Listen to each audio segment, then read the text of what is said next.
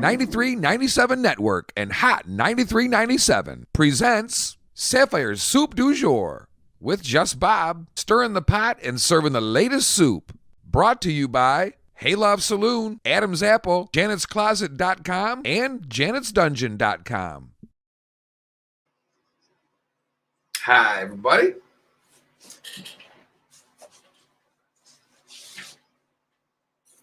I don't know where Just Bob went, but happy Friday, everybody. All right. This computer over here is off, and it's still messing me up.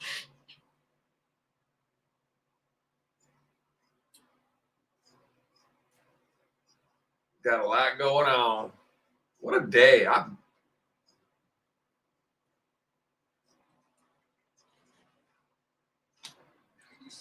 Initiating launch sequence.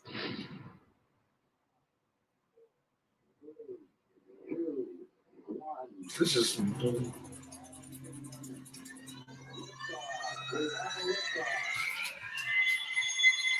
I can't believe I get paid to do this. A lot of other people can't believe I get paid to do this. I was sitting there the other day, guys. Says, so what do you do for a living?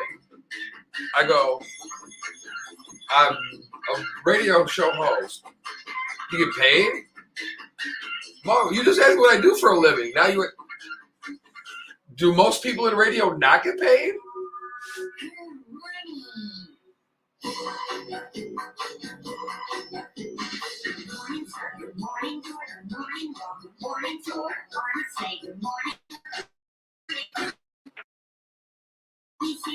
Oh, I love stupid songs in the morning. One more sip of coffee. I'm not going to let it roll another minute, though. Everybody will quit listening.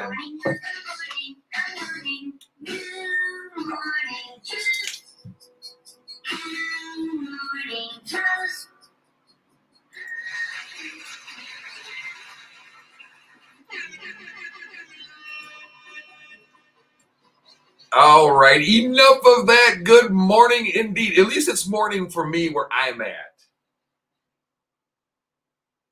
Not too sure what time it is where you're at, but it's Friday, no matter where you're at, if you're anywhere on Earth. Hey, if you're not on Earth and you're listening, could you give us a call?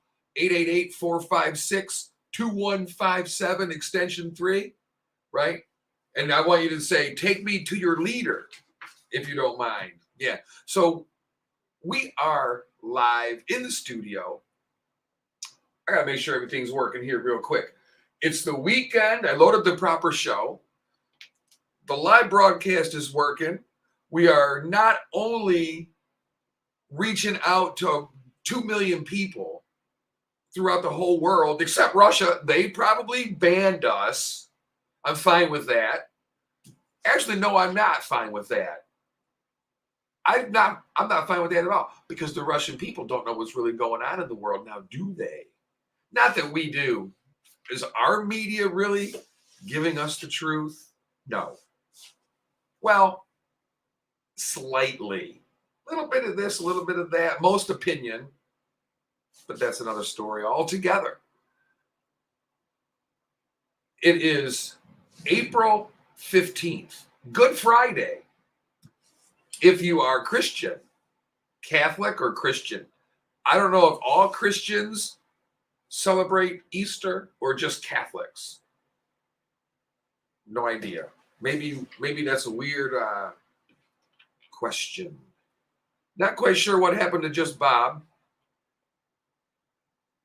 but we're working on it. Let's see. We are live streaming, so that means you can tune in and chime in, like Stu here. Morning, girl. Good morning, Stu. How are you today? Harley. So if you're listening, that's half the battle. So what I recommend is you turn on the 9397 app. Listen on the app. Turn on your Facebook or your 9397 Network YouTube page. Turn the volume down and watch me talk. But we have neat things on the bottom of the screen, so it's worth it. Yeah. All right. I think everything's working good. Good morning, Stu. Stu says, take me to your leader. That's Tang, the old commercial Tang. Yeah. Harley checking in. Oh, Harley's staying a couple days with his nephews and mom and brother and sister-in-law. That means Harley is doing what we all should be doing. Regenerating and refocusing on family, friends, and what life is really about. And one of the things we want to talk about today, well, I want to talk about it. You're going to talk about it with me is, we got to have clever names for all, like Manic Monday and Wild Wednesday and Taco Tuesday. Even though it's a Friday, we could still do Taco Tuesday.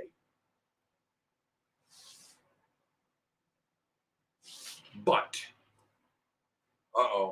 so wait, I'm not done yet. Harley says his nephew is in the hospital having his tonsils out right now. There's no better way to get your tonsils out. There's no better anesthesia than listening to me run my gums at an alarming rate on a Friday morning while you're getting your tonsils out. And Kim's checking in, and we're talking here. She says, good morning. Most celebrate. Talking about my quandary, my conundrum, or whatever, of whether or not all Christians celebrate Easter. And I mean, celebrating at what level, too? Acknowledge, I guess I should say. Because I celebrate it, but I don't celebrate it, right? I don't go to church. I've always felt that it's very hypocritical to be a 2-time-a-year churchgoer. I'll go on Christmas and I'll go on, well, if you're going to go, go. But there's a lot. See, a lot of people remember the Tang commercial. Harley checking in on our live stream.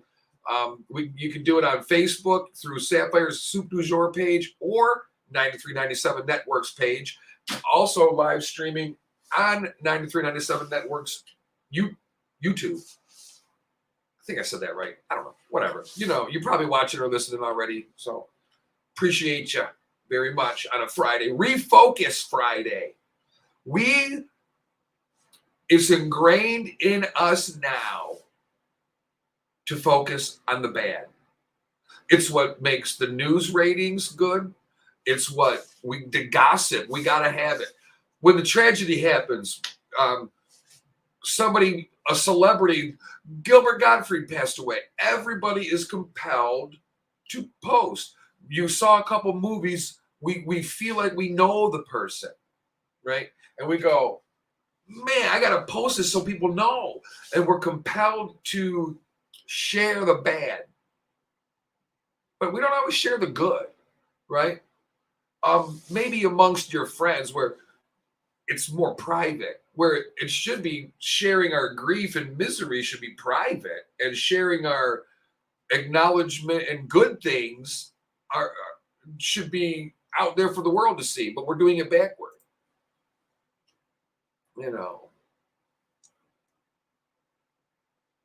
Oh, see, now there's always an angle. Kimberly says most celebrate, except Orthodox. They celebrated a week after, she believes. So they get all the chocolate half off. See, that's when you shop. Like, you shop for Christmas stuff January 3rd. You shop for Easter stuff 3 days after Easter for next year, except for the Peeps. You don't want a year-old Peeps. Then you got to change the expiration date so when your friends look at it, they go, oh, these are good till 2024. Wait, we turned the 1 into a 4. Sorry about your luck. Go sit on the toilet when you eat those Peeps. Would eating bad Peeps make you go number 2 or prevent you from doing so? Rotten marshmallow down the poop chute? Seems like it would jam it up a little. Anyway, that's not talking about refocusing. We're going to refocus for Refocus Friday instead of Freaky Friday or FU Friday or F-It Friday. Any of those bad words. There's a rule there. It says don't swear. I'm going to stick to it good as I can. So Refocus Friday, we spend so much time focused on negative, energy draining. You got energy, you're going to exhaust energy one way or the other, right? Either in a good way or a bad way. You know the old saying, it takes more muscles to frown than smile? I don't know if that's true or not, but if it is true, then smile more. It's easier. Life's easier when you smile. Now, obviously, not everybody. Good morning, Kristen, checking in. It was good to see you last night for the brief time I was out and about. Paying for it today. Thank you very much. Yeah, 3:30 in the morning comes quick, real quick, like a guy that just got out of prison quick. Good morning, David, checking in. Nice to see you. See, if you're not on the Facebook or YouTube and you're not watching, you don't get to see the beauty of what's going on here on the live stream. You can chime in, join the conversation. Your picture gets up on the screen. Everything. It's great. Now, if you're a felon and you're wanted, maybe you don't want the picture up there. Get a picture of someone's dog or something. Right? But today is all about refocus. Earlier, Harley, listening in and watching, appreciate it. He's listening in even though his nephew is getting his tonsils out right now. So, good morning, Cujo. Derek, also known as Cujo Speaks. You'll hear him in and out of the show when you're listening. Yeah. So it's a beautiful thing to, like I was saying about Harley, being able to go see your family, even if it's for something, even though tonsils is a pretty normal thing, you never know. When people go under the knife, it's scary. You know, you care about people. You want, but we spend so much time not visiting family, not visiting friends, out and about, right? Social media has a lot of good in it. We, the people, are what make it bad. Just like this country. This country is beautiful. It's we, the people, that make it the flawed part. It's the same with this. Our relationships. We nurture the ones, and there's all those cliche sayings. You know, everybody's phone's right near them. If you text me and I don't text you back, people get mad, right? But there's also a priority level. If you're my boss, I have to text you back, right? If you're my buddy, maybe I'm busy working, maybe you're busy working. People get so butthurt. But the thing is, it's a nice way to keep in contact. Cell phone, social media, we use it for so many bad things. We get spun up, but social media is a beautiful thing. We get to keep in contact with people, especially for us old folks, right? I'm 53 years old. I remember in 2000, listen, this is going to blow your freaking mind. 2003, I had to be forced to get a cell phone. And I'm shamed. It was a flip top. Yeah. Mm-hmm. Then the Blackbirds came out. These things were about the size of my makeup bag. And it had a screen and then all the buttons that were as big as this thing was. The buttons on there were the size of the very tip of a toothpick. Man, plus you didn't just have the whole entire alphabet on there, Mary. You had, if you wanted to type C, let's say your name was Chris, C-H-R-I-S. You had to type 1 3 times because ABC, right? The numbers correlate to the letters correlate to a number on the dial. So you would have to go 1 3 times. Don't tap on desk. Rule number 11. C, then the H would be like 5. You'd have to tap that a couple times. It was like doing Morse frickin' code, right? But it was still great technology. Social media. We use it for all the bad, but you get to keep in contact with friends. It's a beautiful thing, but we trash it. Like everything, right? First thing you do when you buy a new car, ding it with your key. Little tiny ding. That way you don't have to worry about it. It's scratched. You did it. It's over. I can breathe now. But we focus, I think we're taught to focus on the bad, where it's ingrained in our minds. And I don't know that it was done intentionally, because it used to be, remember, you got to work. work hard, work hard, play hard, all this. Now we're going work hard. Now, yes, I agree, work hard, but only work as hard as you have to. Work smart, not hard. Now, that's a different level for each individual. What's hard work for one might not be hard work for another. If you don't like physical labor, a lot of work is hard for you because you don't like physical labor. Life can be, well, David says, I wish you took callers. I'll bet you do. The only problem with that is I don't trust you people not to swear. No, I'm just kidding. I would, we can take callers. David's chiming in on our live stream saying, I wish you took callers. We can take callers. Here's the quandary I have. I'm alone. I have no way to screen the calls. I have no one to answer the phone but me. And I just don't have time for that.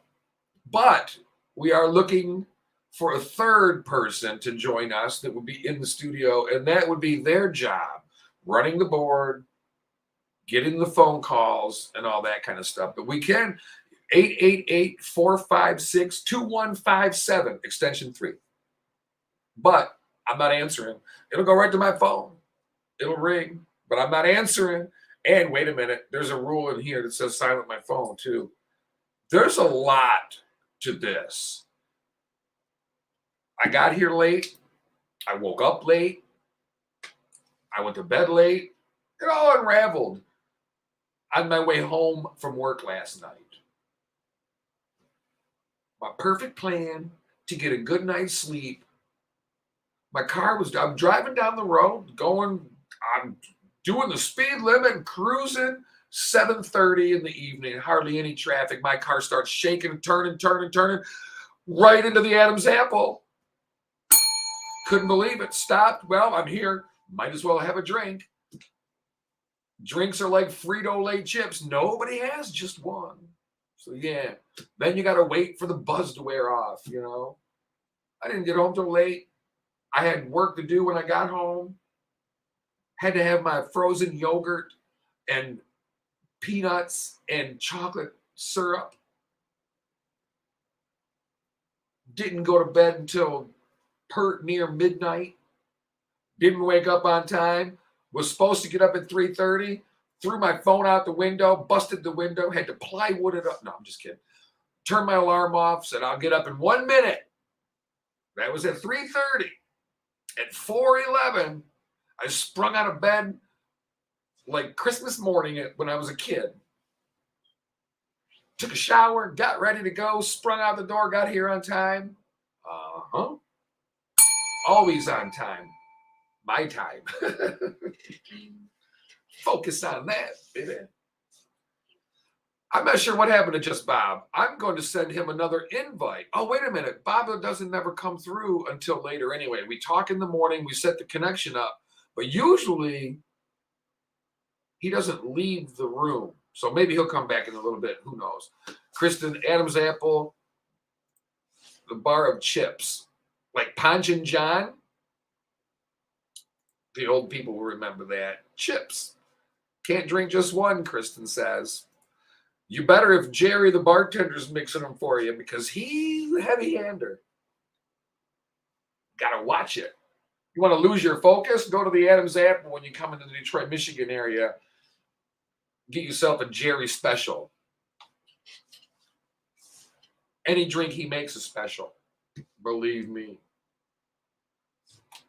So, sitting here on a Friday, Marcy's checking in. Good morning. Marcy Sabatis. We've had her son Zach on here. Don't tell everyone about Jerry. Oh my God. Stu, we want everybody to know about Jerry. Not only is he handsome, you can see him on our Adam's Apple commercial. He's the one who does the big face reveal. Very handsome man. Yeah. So anyway, Marcy is the mother of, looks like sister of, but mother of Zachary, who's been a guest on this show. It's been a minute since he's been on, but nonetheless, Billy, hello. My good friend Billy from Seekers, the good old days. Back when I didn't walk with a limp.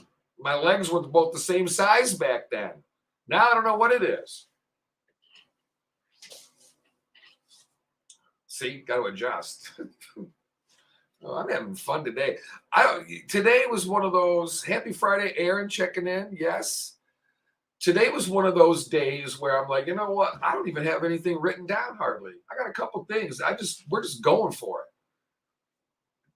Talking about being focused on not money, not career goals, none of that. Yesterday, I'm watching a little bit of our afternoon show with Cujo Speaks. Derek on here, he'll chime in every now and again. Derek Bergen, he's Cujo Speaks, and he was talking yesterday about the same thing about refocusing and about enjoying life. And he was family celebrating birthdays and stuff like that, and just brings back what we're really here for.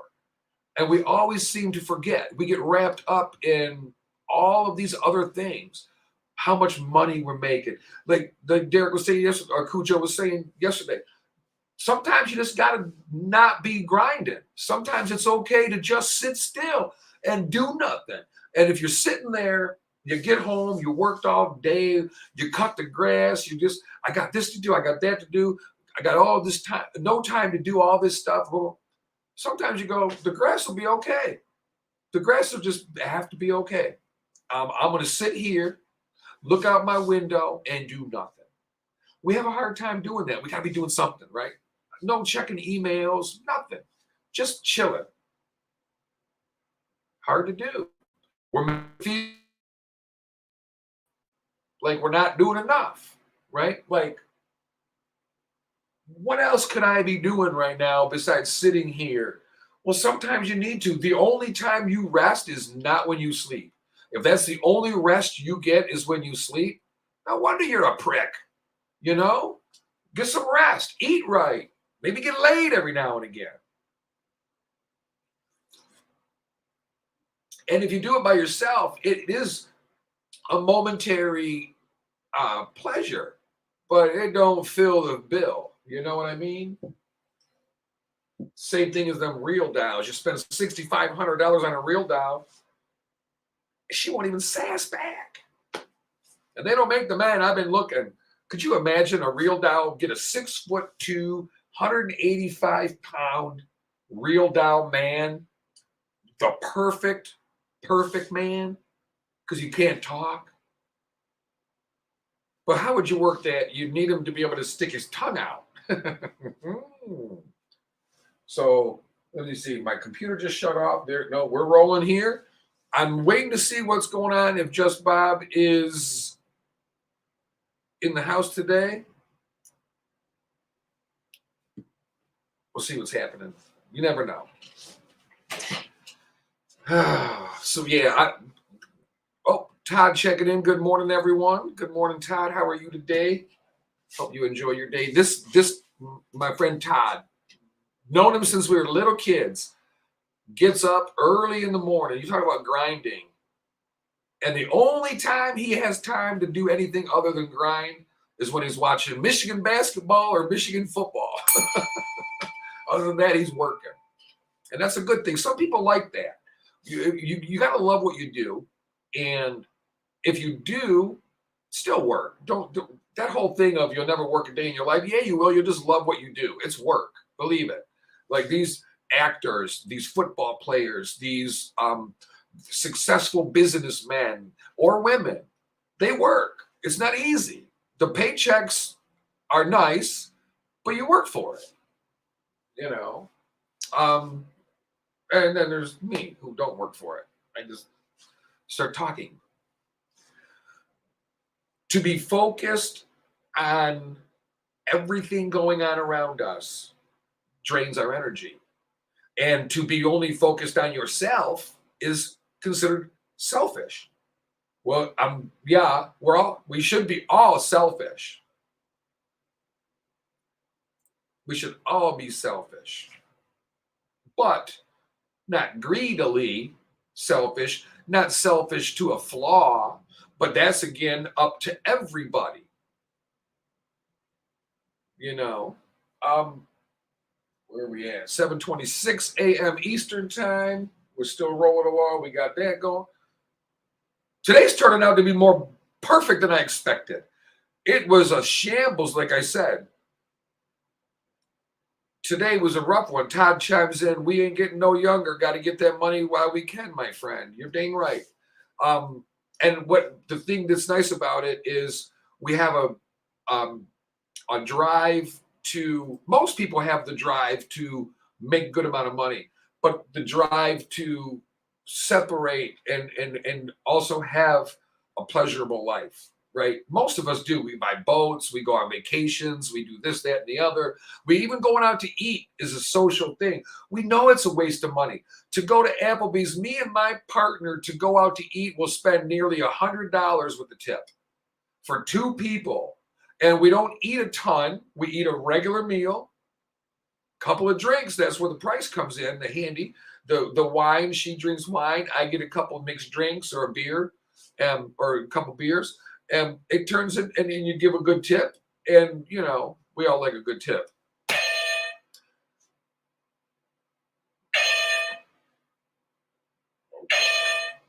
Uh-oh, this thing's going on its own. It's not me. Okay, there. I guess I pushed it too hard. And David says, "Amen to that, Todd. About got to get that money while you can." True. Money, very important.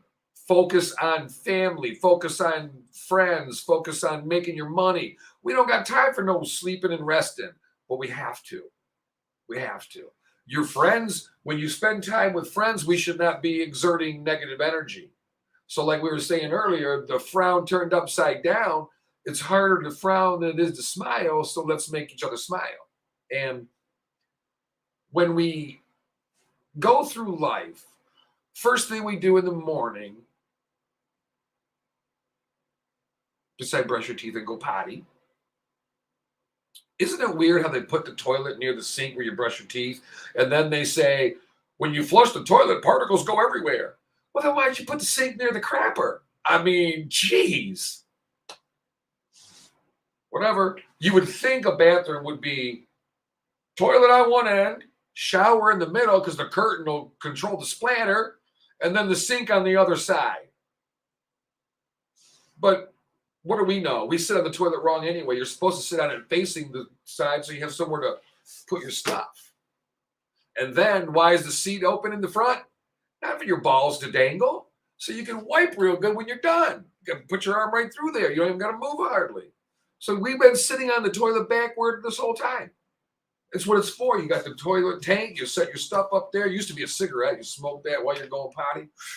People used to make a big deal of going to the bathroom. Like, oh, I better grab my newspaper and my, now we just grab our phone. But it used to be, I need my newspaper and I need the crossword puzzle and give me the Scrabble game. I'm going to be a minute. Like, your legs are going to fall asleep. Your butt is going to reshape from sitting there so long. Ugh. Lordy, lordy.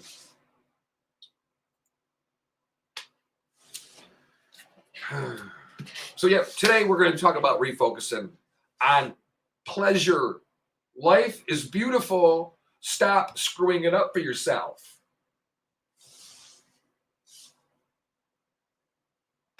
Oh, Todd checks in. Marcy Wells Sabatis. Good morning, sweetheart. Have a wonderful day. See this? I feel the love in the room. I feel the love in the room. I can feel something else.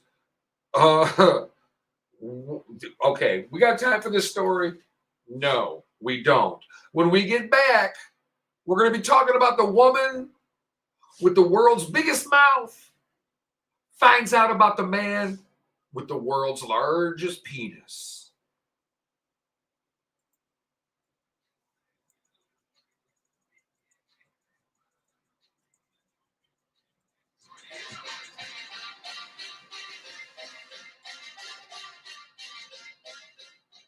Hey guys, you already know. Rough transition right there, but it worked.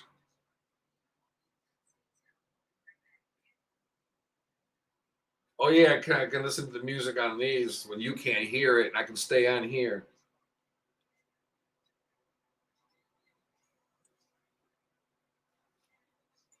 I'll tell you, to me, the media, we allow ourselves, we blame this, blame that, but it's us. We allow ourselves to get all worked up.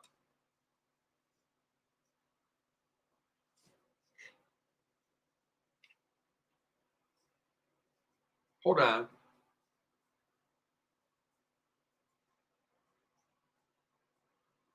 All right.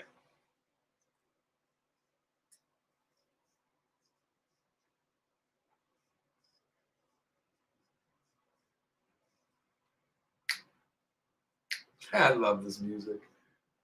Oh, Lord. So I forgot what I was saying now, but we get all worked up about stuff we shouldn't. You need Bluetooth earbuds. Damn right I do, Stu. They're blue. Halfway there, they're blue. Uh-huh. Mm-hmm. That I do. Oh, you know what? I got to upload that commercial again. I can't load the video, so I got to share video file.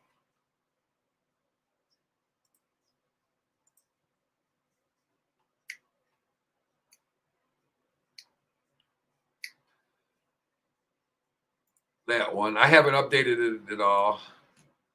See the other computer in here? Yep. Kills, bicyclists after uncontrollably defecating. Police are not buying this crap. I'm sorry to laugh at a story that's tragic. We're in Washington City, Utah. Good morning to our Finch. A woman accused of fatally crashing her car into two cyclists and then driving away claimed her irritable bowel syndrome caused the crash. Girl, come on now.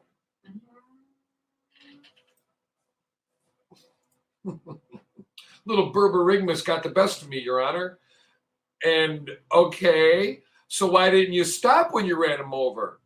I wasn't done pooping.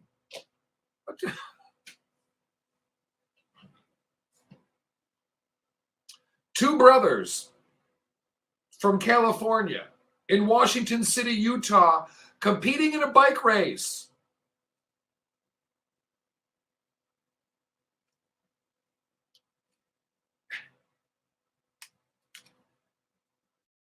We share the road with bicyclists.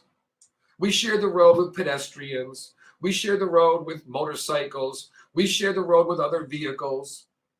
It's the most dangerous thing that we do every single day, every time we get in the car. There's a very good chance when you get in the car, you have a better chance of not making it home now than you ever had because you're in a vehicle. It's a projectile of death. Much like coming from this lady's bowels, projectiles of death, literally. She says, okay, the brothers have not been identified. May they rest in peace. Sorry to the family. It's a horrible tragedy. But this lady needs to be ridiculed. And not because of IBS, because of her BS.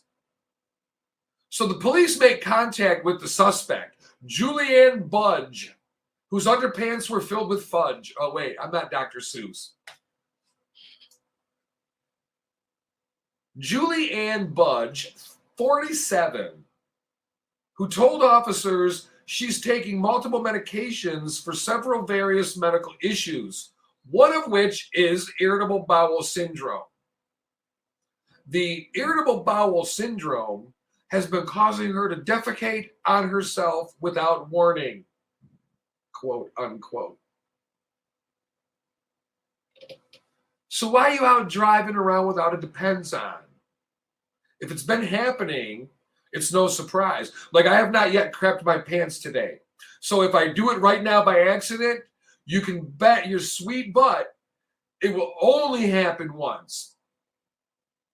But if I have to drive from here to home in a little while, I'm wrapping in a towel. I'll make a homemade diaper out of my sweater. But I promise I make that promise to the world. I'll keep my defecation issues to myself. I'll go home with my tail tucked between my legs, covered in defecation.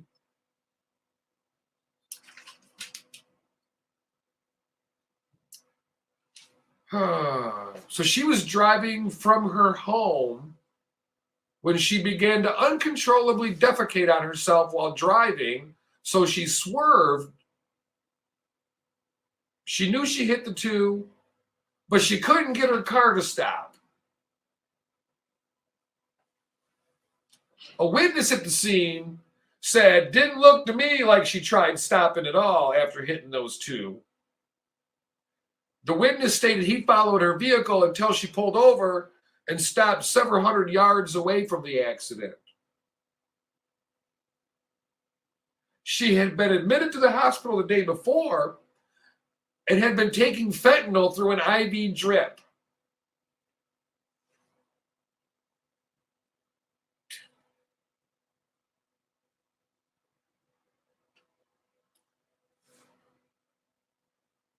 She's been arrested. She failed all sobriety tests, been arrested for driving under the influence. We don't think of those things, do we? Now, we don't know anything about anything. Now, she's been arrested on suspicion of 2 counts of automobile homicide due to criminal negligence. These are both second-degree felonies. 2 counts of failure to remain in an accident involving death, third-degree felonies. 2 counts of DUI with serious bodily injury. I mean, if you're getting her for killing them, you can't get her for hurting them too. That's just my opinion. I mean, I understand the old throw the book at her. I understand that's what they mean. Throw the book at her. That means every law she broke, nail her to. I get it.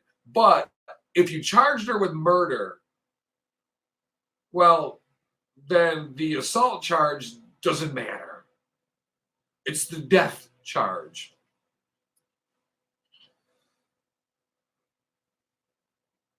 Improper lane change, reckless driving, bunch of other charges. So they throw in the book at her.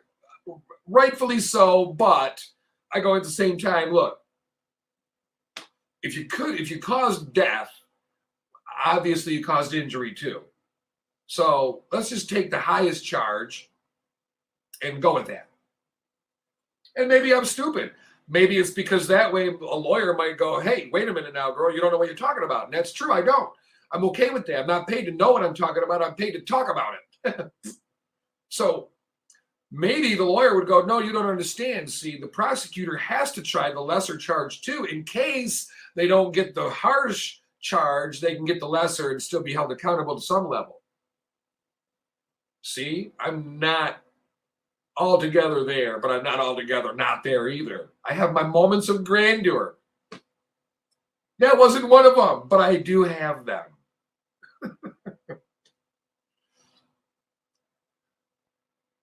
She was arrested and convicted for a DUI in 2015 as well. That will be held against her in a court. They'll be looking at your past. And it should be looked at, damn right. But now this I didn't plan on talking about, but let's talk about this. Let's talk about these. She was given fentanyl through an IV drip the day before. I'm quite sure in her discharge papers, there was a piece that she signed that says, you will not drive for 24 hours, or you will not drive for 48 hours, or whatever it is. Because the hospitals know the effects of these drugs they're administering to you, right? They better know. So they go, now, Sapphire, we're going to take your wisdom teeth out, but don't worry, it's not going to make you any more dumb than you already are. You'll still have all your wisdom, just your back teeth. And I was like, okay, because I don't need less brain cells than I've already got.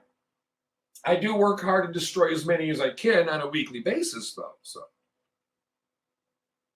Just putting that out there. You know. Let's talk about this part of it, though, right? You have surgery. Surgeries, outpatient surgery is a little more common now than before, I believe. But what are the effects of every local anesthetic? What are the effects when we get behind the wheel after a fentanyl drip? Sounds a little dangerous, doesn't it? Like fentanyl, a pill-sized fentanyl kills 1.4 million people, but we use enough of it for pain relief for certain things. So yeah, how long after you have a fentanyl drip does one wait to drive? We don't think that. We go, you know what? I'm a little groggy. Even hangovers, like you drank Saturday night, you went out with the boys, you drank too much, you came home, you did it all right. Uber, your buddy was a designated driver, whatever. You didn't get behind the wheel. You got tore up from the floor up, and you're paying for it the next day. You got a headache. You just woke up. You feel like crap. But Susie's got cheerleading. Johnny's got bowling. Then after that, you got a 1 p.m. basketball game. So you're up. You're driving your kids around with the hangover. Maybe you're not legally. Maybe you're .02. Maybe you're completely legal. But you don't feel good. Your senses have been dulled. We don't think about those effects, right? What about you've had surgery? Your arm, nothing big. You got carpal tunnel syndrome, right? You had surgery. They did a local, whatever. I don't know how they do it. I'm just talking. And then you get these, you're going to make you groggy. We'll give you some pain pills. It's going to hurt. Your wrists are going to hurt. You're on pain pills, but hey, I'm good. I got to take Jenny, got cheerleading. I got to go to the grocery store. I got this, that, the other. Are we okay to drive? Legally, we always look at, hey, I'm within the legal limits. But also, a speed limit is there for regulation. It's not slow down. If you're going 45 in a 45 and slide off the road, you were going too fast for the conditions, even though you were going under the speed limit.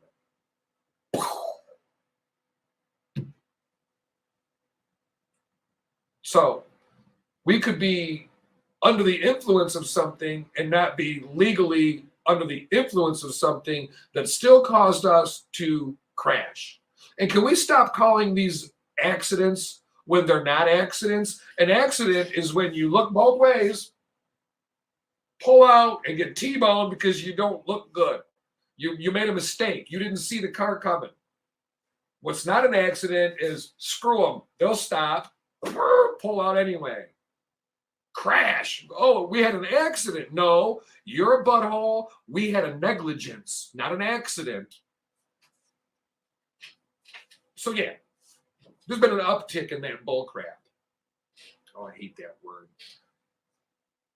There's a story a little bit later I got coming up that infuriated me. The story was fine, and I was doing good with the story until they say it's ticked up in the past several months. And I threw up in my mouth, and I spit it on the screen.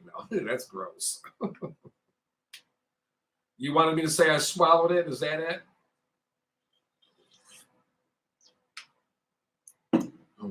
No comment.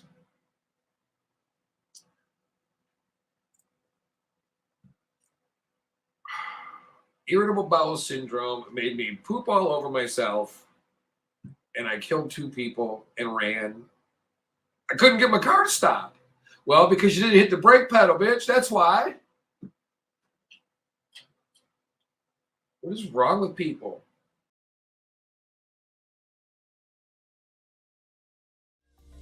Welcome to Adam's Apple, your neighborhood LGBT bar serving all your favorite drink. With friendly and knowledgeable bartenders that keep the party going and make sure your needs are met. It's the cheers of the gay bar.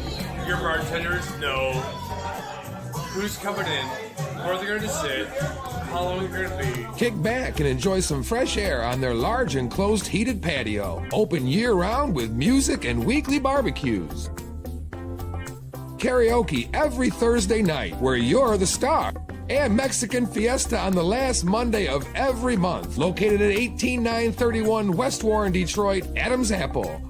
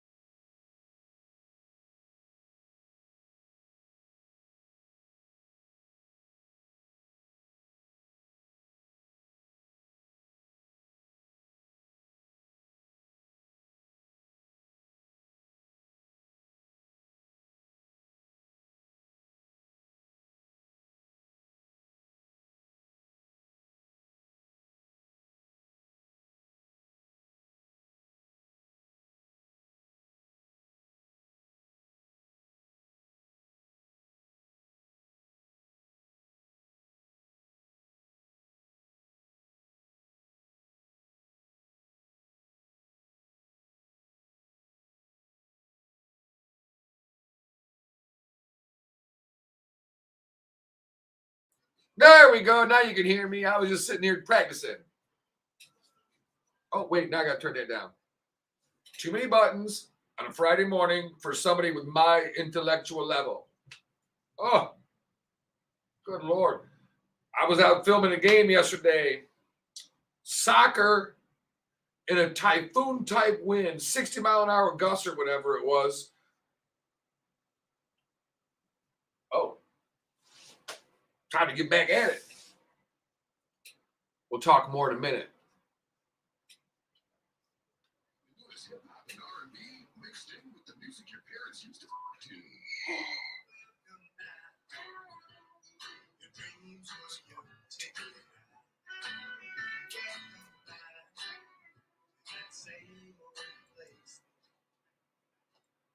Welcome back indeed, but listen to these words.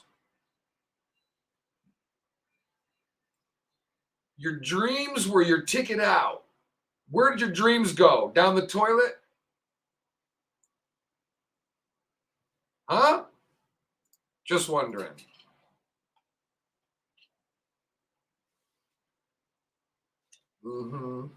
So we're not going to go to that. No, we're not talking poop. We're not talking poop today.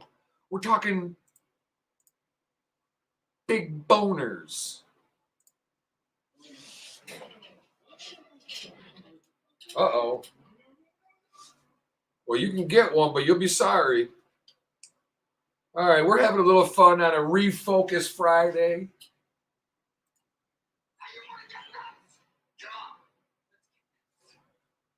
Oh, Lord. Now we talk. Okay, so welcome back. Let me finish this real quick. Your dreams were your ticket out. Now look at ya. Now old, gray, and fat and pissed.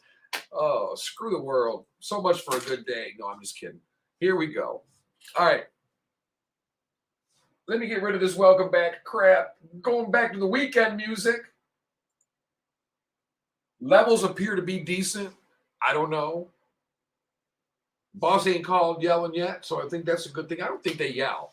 I really don't think the bosses here yell.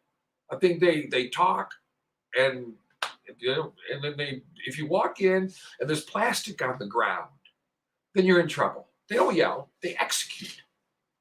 Not like execute a plan. What do you think I'm talking about here? Good Lord. It's time to talk about the woman with the world's biggest mouth meets the man with the world's biggest penis. Go where you want with it. I don't care. I posted the picture of this man. I wouldn't want it to run up at me, though. I posted a picture on my Sapphire'S Soup du Jour Facebook page. Shared it on my Sapphire Pates page. I don't know. That's packing heat. That just like, I don't need... A Glock is fine for the job. I do not need an assault weapon, long gun in bed. Okay? Just my preference. But size does matter. Says the man with the small penis. A woman, let's focus on the woman. A woman with the world's biggest mouth. Well, how do I know? Her name? Oh, Sam. Sam Ramsdell, to be exact. She has the largest female mouth, measuring at 6.52 centimeters. Like a hot dog down the hallway, guys. So get the thought out of your head. You're not as big as you think. That 18-inch trout was a 4-inch guppy. They don't even make them 4 inches. Probably a, what do they call them? Bluefish? Bluegills. Yeah, you caught a bluegill, you called it a trout. Well, your trouser trout is under the legal limit. Her mouth is 6.52 centimeters round, wide. Is that radius, diameter? Is that measuring all the way around? Because I'm trying to figure a guy's girth, a woman's mouth size correlates perfectly. You know you're a match made in heaven when your mouth fit. Never mind. No square hole in a round, square peg in a round hole type deal. Right? Well, there was a show that this person was on. During the segment, they started talking about average penis size. Because I know the guy is going, you know what? I'm going to talk to this lady about penis size because look at the size of those chompers. So she says, well, most British blokes tend to measure between 5 to 7 inches when erect. I think that's probably about right. 5 to 7 inches you know, could be.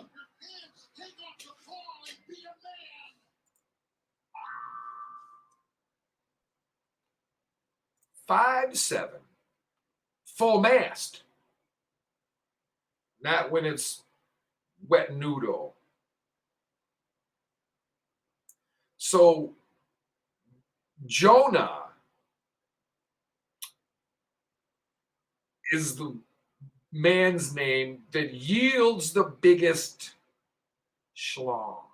Jonah Falcon, as a matter of fact. Jonah Falcon is packing more than the average by far.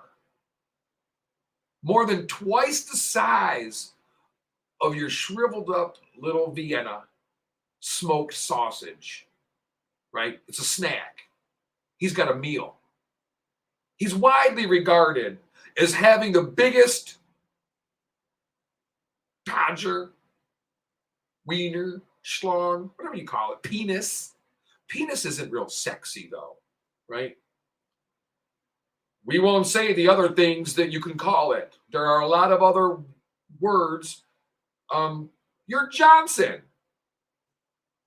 Nothing's been officially confirmed, but apparently Jonah's appendage is 13 and a half inches long. Eek. Too much for me. Too much for two people. Some people, I don't know what you would do with it, but some people would be like, oh no, that's up my alley. If you're the one who goes into Adam and Eve or your local sex shop and you buy that humongous thing that's twice the size of this microphone and plan to sit on it or stick it to the wall, first of all, it's too heavy. It won't stick on the wall very long. So you better get to business quick. But you better break yourself in for that. It's crazy. You know, elasticity comes to mind. What is blown out doesn't always return to normal. Just remember that.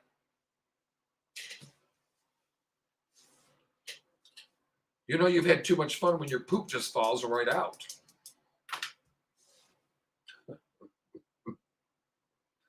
"13 and a half inches.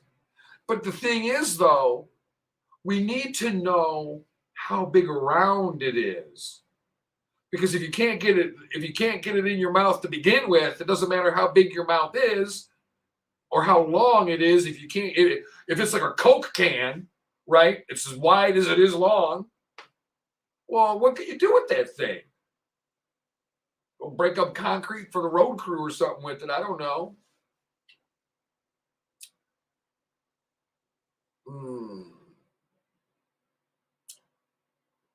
So we've got down to the bottom of it. We've gotten down to the girth. 13 and a half inches long, 8 inches round. Let me see here.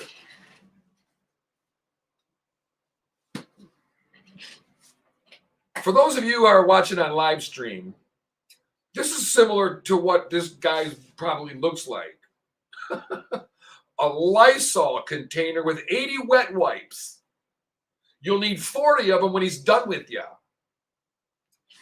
Probably got to register that thing as a lethal weapon. And how much comes out of it? Because, like, do you need a raincoat? Are you going to break my glasses? Don't make me tell you why eyelashes came about. Because prostitutes were tired of getting all that stuff in their eyes. So they figure, you know what? I'll give me some cum shields. My eyelashes, it'll stop it all from dripping. Don't know if that's true, but hey, I'm going to try to sell it to you. I just whistled a T. How do you whistle a T? You whistle S's, not T's.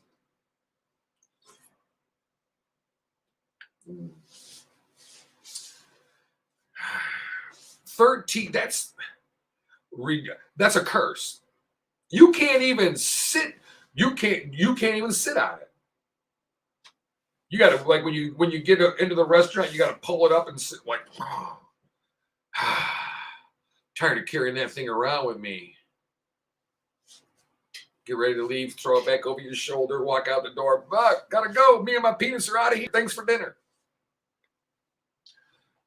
Man's best friend. Oh, it is, believe me. Next to the dog, the penis, even before the dog, the penis is the man's best friend, right? Believe you me. They want to really take care of that thing.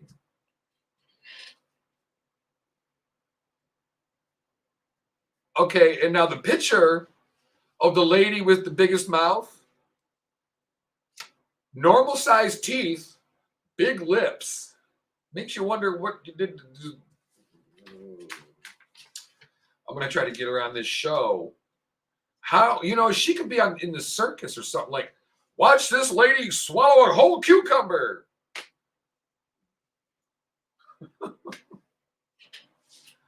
Oh my God. It's crazy looking. She's a nice looking lady, nothing wrong with her, but just loose lips, sink ships, and they're loose. What to do? Oh, wait a minute. Let me change my banner. I got to catch up with the times. Be sure to check out janetscloset.com or janetsdungeon.com for all your beauty and bestial needs. I shouldn't have said it that way. BDSM, not bestial. Bestiality is kind of weird to me. But, hey, to each their own, right? As long as the dog is of age, I guess, it's a dog's life. If they lick their balls, you might as well be able to too, but you better pet them first and get mad at you. Like, what are you doing down there, huh? Can't you just give me a treat if I'm a good boy? What was I doing? Oh, yeah, Janet's Closet or janetsdungeon.com. Go check them out. And if you're ever in the Detroit area, you hear me talk about it all the time. I'm not just talking about it. I be about it. I love the place. Adam's Apple, Cheers Bar, and the Hayloft Saloon, where men meet men, and Sapphire whips everybody in pool, including Michelle Franklin. That's not true, but I like to talk smack, so let it be known that Sapphire was talking crap, and I'm ready for a rematch. But this time, it'll be one charity. I challenge Michelle Franklin to a billiard off or pool, whatever, billiards, pool, whatever you call it. Best of 7, winner take all, goes to a charity of our choice. Will be known before. The charity will be known before. By the way, the other event that we had through the Adam's Apple and the Hayloft Saloon, where we do a charity event where we raise money. The first one we did, we raised money for St. Jude's Children's Hospital, as well as a animal rescue in our local area that we got our dog rescue dogs from, right? Giving back to the community. That's one thing that you'll find at the Adam's Apple and the Hayloft Saloon do. They're very engaged in giving back to the community that they live in, and not just the LGBT community, but the community around us, right? Because we're all one in the real world. We may not see it that way, but it's true. So the first one, we raised good money. It was fun and everything. The second one, we raised good money. The Adam's Apple Hayloft Saloon, Michelle and Jay just wrote a check for, I think it was $200 raised to the benefit for the winner. Shows a benefit for suicide survivors, I believe it is. So, and I don't know the name of it right offhand. I'll try to get that, but for good cause. So I challenge Michelle for our one coming up in the fall. Let's do if we can. My people will talk to your people, and because I can't get close enough to her. When you go there, you can see her, but you can't touch her. You can't get near her because she's around a glass case, like the rose petal from Beauty and the Beast. And we'll pick a charity. We'll start a GoFundMe, and we'll have a battle royal on the pool table. Anyway, that sounds fun. Now back to Big Mouse and Big Penises. They should get married. Like, could you imagine the guy he looks down, looks at his junk, looks at her mouth, looks at his junk, looks at her mouth, and goes, we're a perfect fit, match made in heaven. Let's hold hands.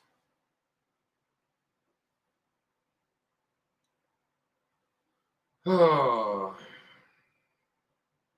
Well, when Big Mouth Sam, and I'm just saying that because she's got a big mouth, when she saw the picture of Jonah, well, the picture of his stuff mostly, she was stunned. She giggled, like, ooh, I can picture that in a couple different places. Oh my God, she said. Hellfire. Congratulations. Well done. I was born with it. Like, I didn't get an extension or nothing. He's not a bad looking lad, but that pickle in his pants is a little frightening to look at. Although, some people like that whole tripod thing, I guess, but he's so proud. He's so proud. And he goes, yeah, it's a burden, having all these girls looking at me all the time. It's really tough. Really a tough way to go.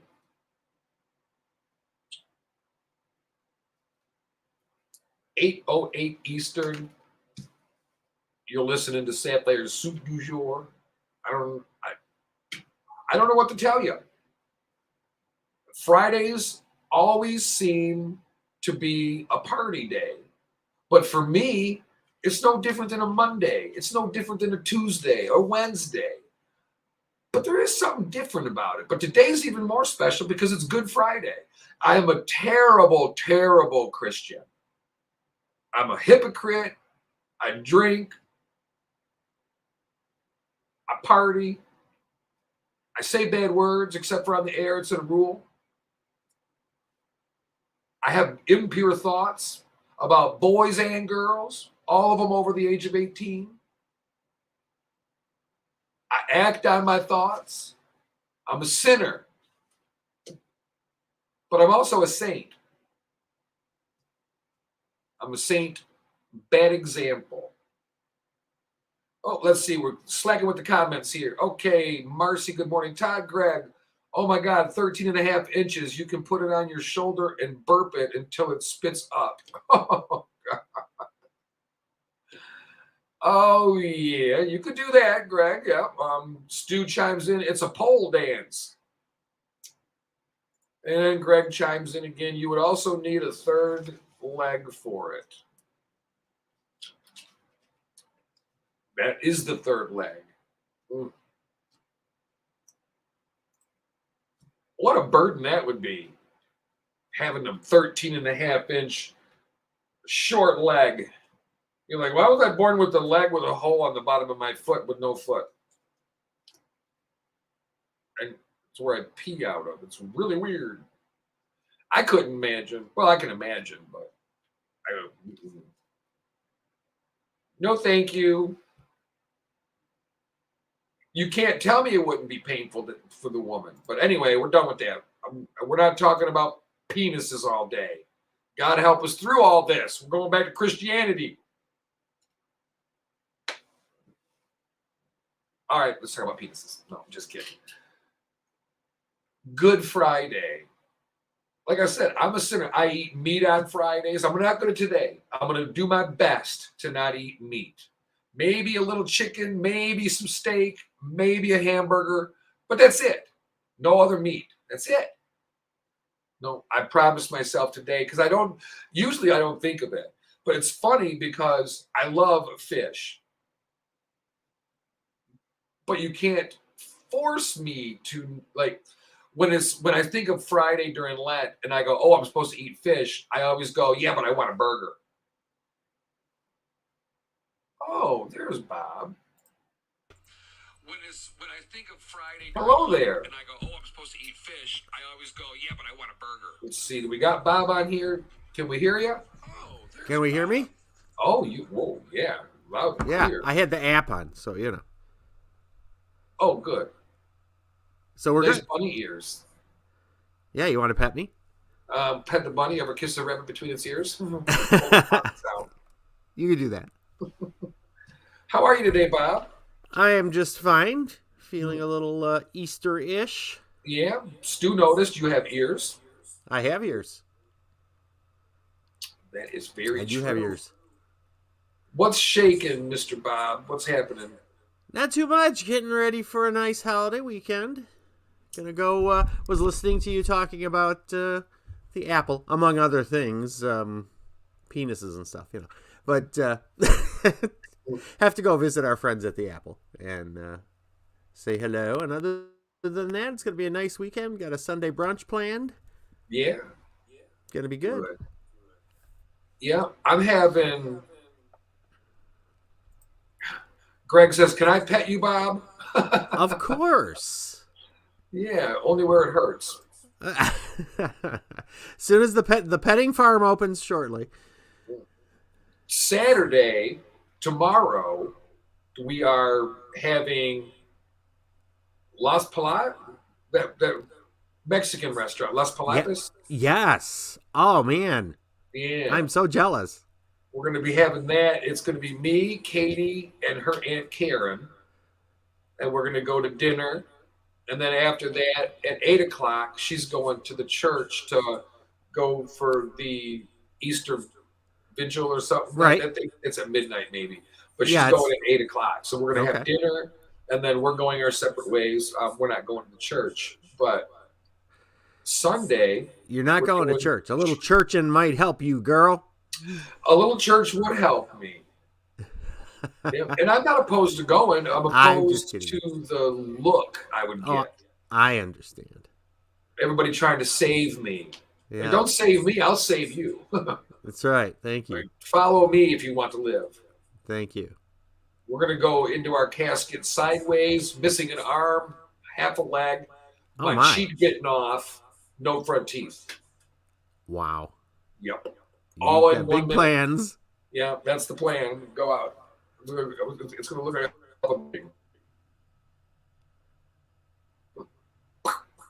splat like spaghetti sauce everywhere. Ugh. Hey, did you know that American Airlines announced the new duct tape to the seat fare? No. Yeah, you can get duct tape to the seat now, and it only costs you 81 grand from Great. Dallas to Chicago. Uh-huh. You Nice. remember that bimbo?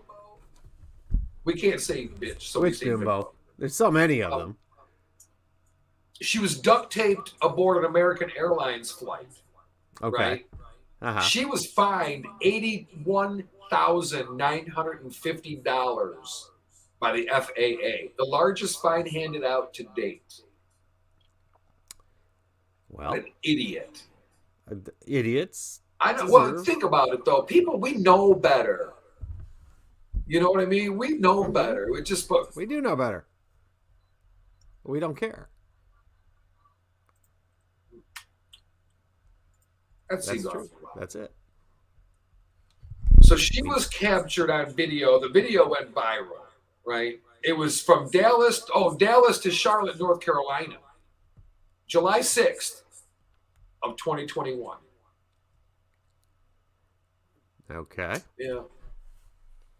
You could hear her screaming, you, pointing at people, you, at passengers that were filing past her as flight attendants calmly nodded their goodbyes. So I don't think this was in flight. It sounds like it was on the ground. The flight had been delayed about 3 hours. Chaos erupted as flight attendants scurried about, locking bathroom doors and grabbing bags from overhead bins before the pilot asked the passengers to remain seated. I don't know what the hell they're talking about. Doesn't it sound like a normal flight to me? What was she pissed about? Yeah. Just. Do you need a reason anymore? Right before landing, she had an outburst and had the urge to get off the plane. What is she, stupid? Okay, I'm going to wait until we're at about 12,000 feet. Right. Once we descend to under 12,000, I'm jumping. I should be able to land without much injury, maybe a broken ankle. You dumb. Yep. Remember, she votes. Yeah, I know. She probably raised kids. Probably. So she's yelling, I need to get off of this plane. She goes up to the exits and starts banging on the doors. You need to get me off of this plane. At which point the flight attendant should have said, everybody, put your seatbelt on. Yep. Pilot, well, we got to fly down below 14,000 feet. We're going to depressurize the plane. We're going to open the door and let this bitch out. It's that simple. Yep. Anybody else while we're here? Yeah. Right. We'll let you get halfway to work. Out you go.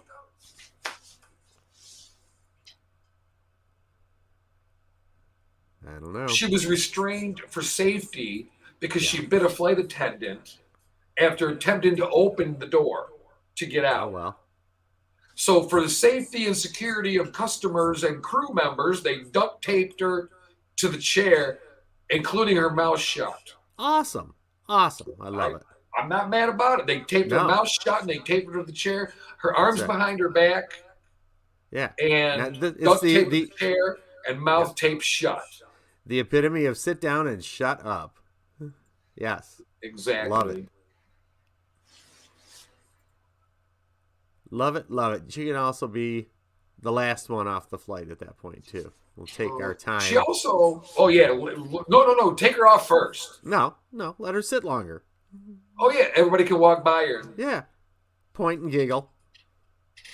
Don't spit at her. No. Don't touch her.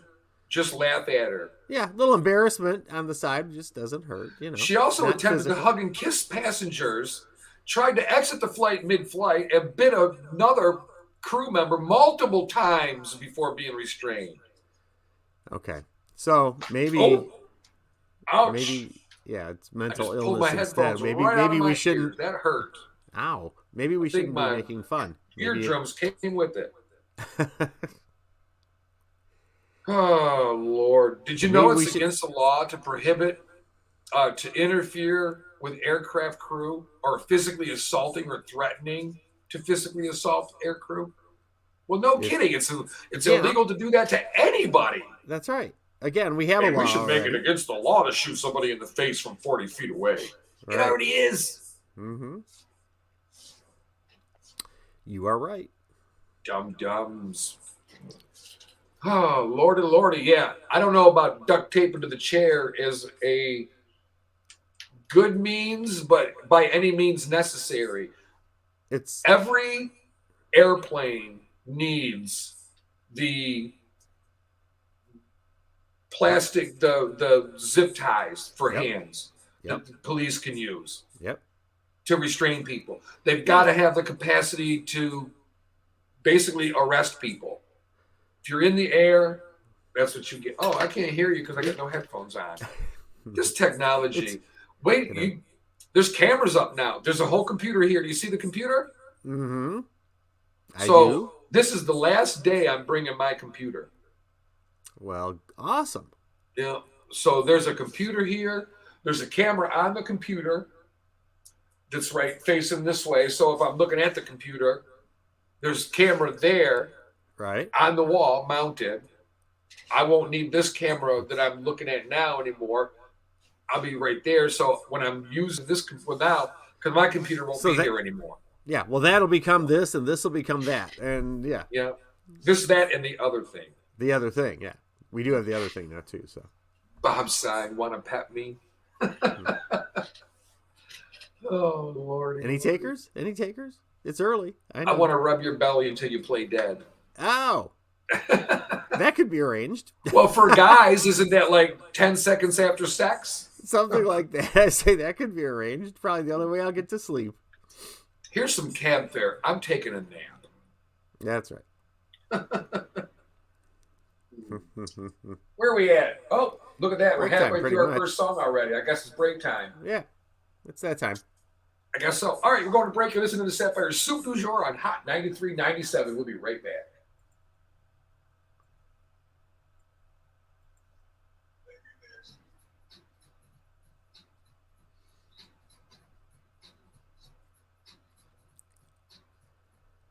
All right, hold on one second. Let me figure this out. Fix your phones. 2, 3, 4, 5 songs. We come back at 8:43.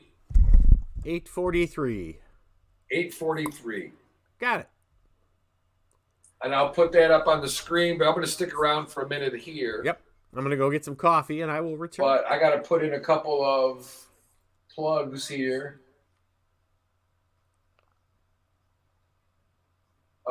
Marcus Divine. And then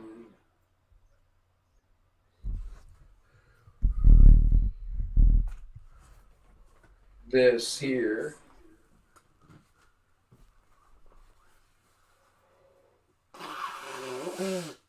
Yeah, 8:44. Oh, all right. Oh, lordy. Yeah, we're going to talk about Elon Musk a little bit. And again, part of our good, oh, yay, pee break, Grego.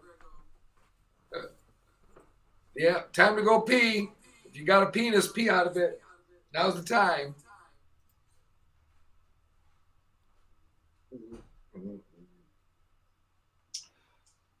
One of the stories we're going to talk about, we always talking about the police officers that are doing bad out there, but we never talk about all the good things that are done. We're going to have a good story coming up about state troopers being a hero, a gender reveal that went bad, a disgusting story out of Texas. We're going to be talking about that. And the January 6th insurrectionists in jail.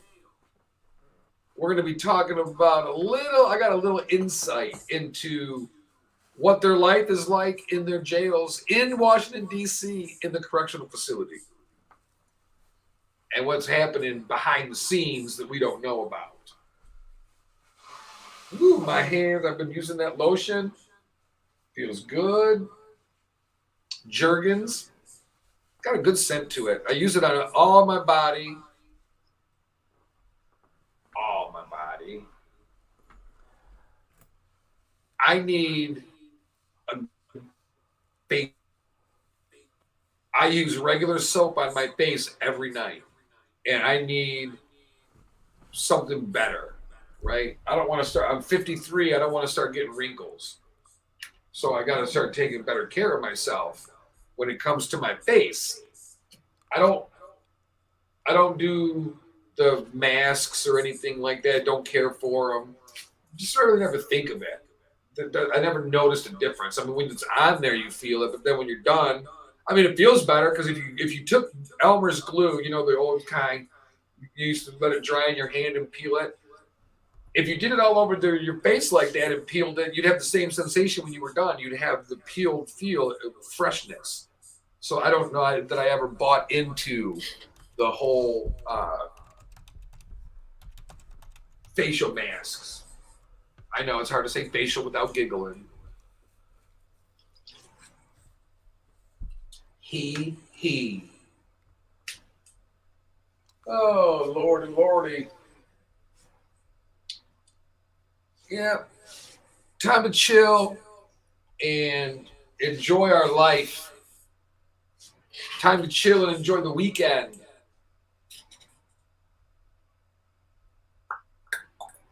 All right. Be back shortly. I'm going to send you to... Oh, actually, you know what? I'm not going to put you through watching that video again. You already seen it. We'll just stay here. Wow. So, yeah, Good Friday. We're not going to talk about it on the air, really, because, I'm personally religious, but I don't feel that I'm not compelled to convince you, right? But Easter... It's funny how it's celebrated.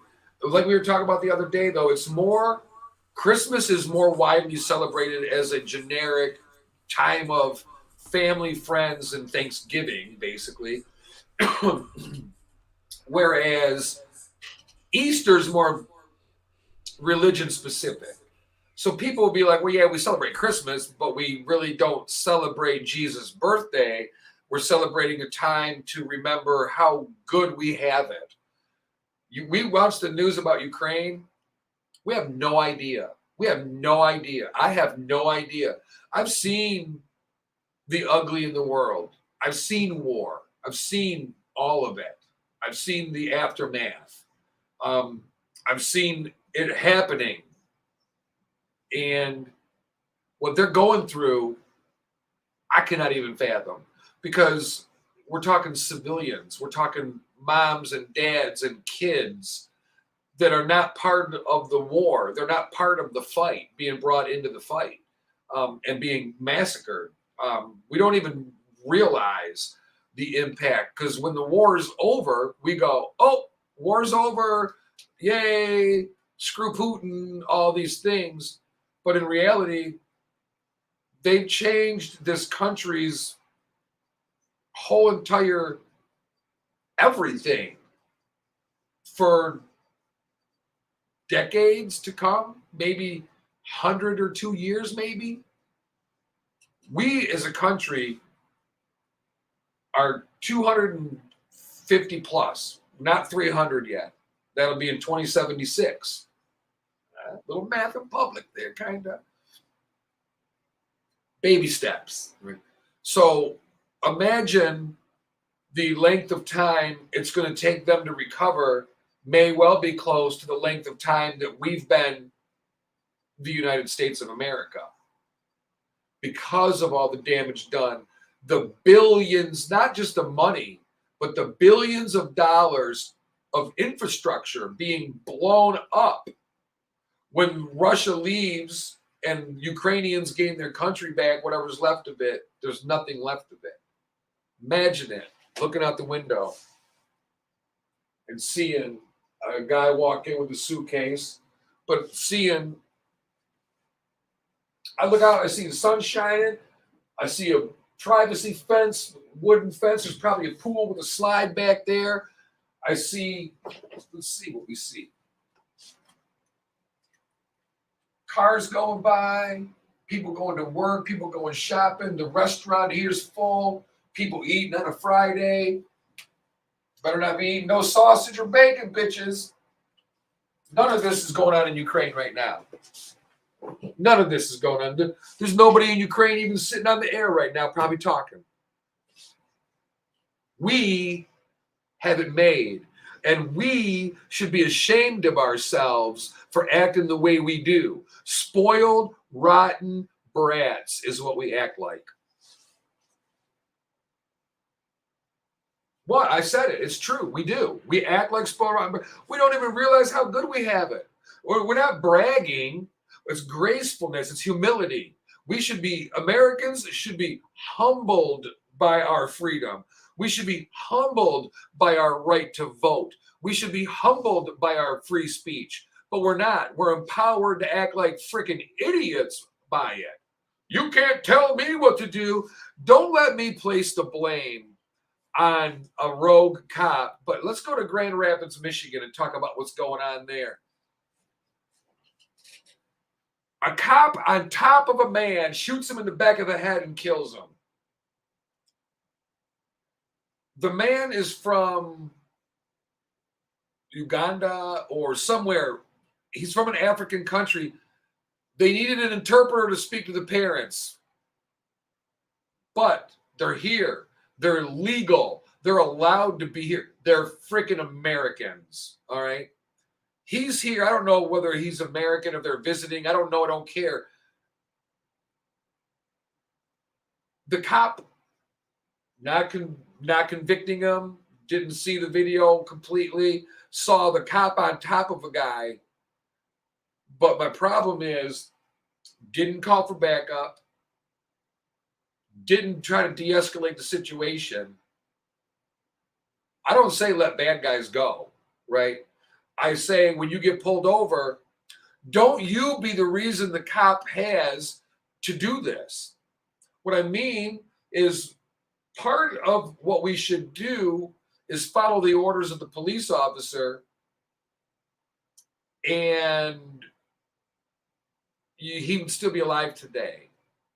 Blaming him, no. Placing at least a percentage of blame to the victim, yeah, I am. Because if you don't run from the police, if you let them do their job, the likelihood of you getting murdered goes down 99.9%.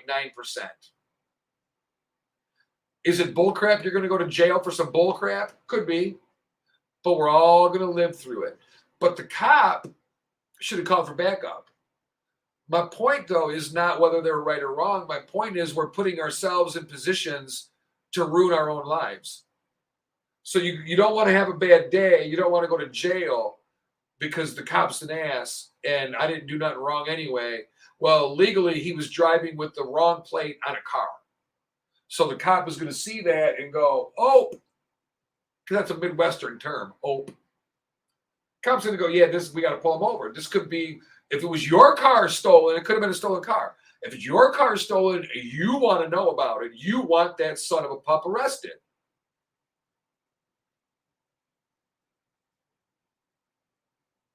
But you got to place the blame a little bit on the victim when the interaction with the police escalates. The cop still, to me, that cop needs to be charged. I didn't even see the whole thing, but actually I shouldn't say that. I should wait and see before I spew my opinion. But a cop on top of somebody just sounds bad, and then shot in the back of the head sounds worse. And then we don't know whether the guy was grabbing for the gun. If you're grabbing for the cop's gun, you're going to get shot, and you should. But we don't know all this yet. So I'm going to refrain from saying charge the cop. Let's look into it. Only charge him if he committed a crime or allegedly committed a crime. Looks like he did, but I didn't see it all. My point is, go all the way back to the beginning of the show, Refocus Friday, putting ourselves in a position to succeed or putting us in a position to fail. A lot of that is up to us. A lot of that is up to us. You know, I'm drinking 6 drinks tonight and then going straight home. There's a very good chance I'm not going to be driving right, and I'm going to get pulled over by a sober cop who's looking for drunk drivers and crazy drivers and all this. You don't have to look too far anymore. I put myself in that position. I'll pay the price. Now, innocent people get killed too who didn't get put in that position, but who didn't put themselves in that position. But when in America today, cops talk about it in the briefing rooms.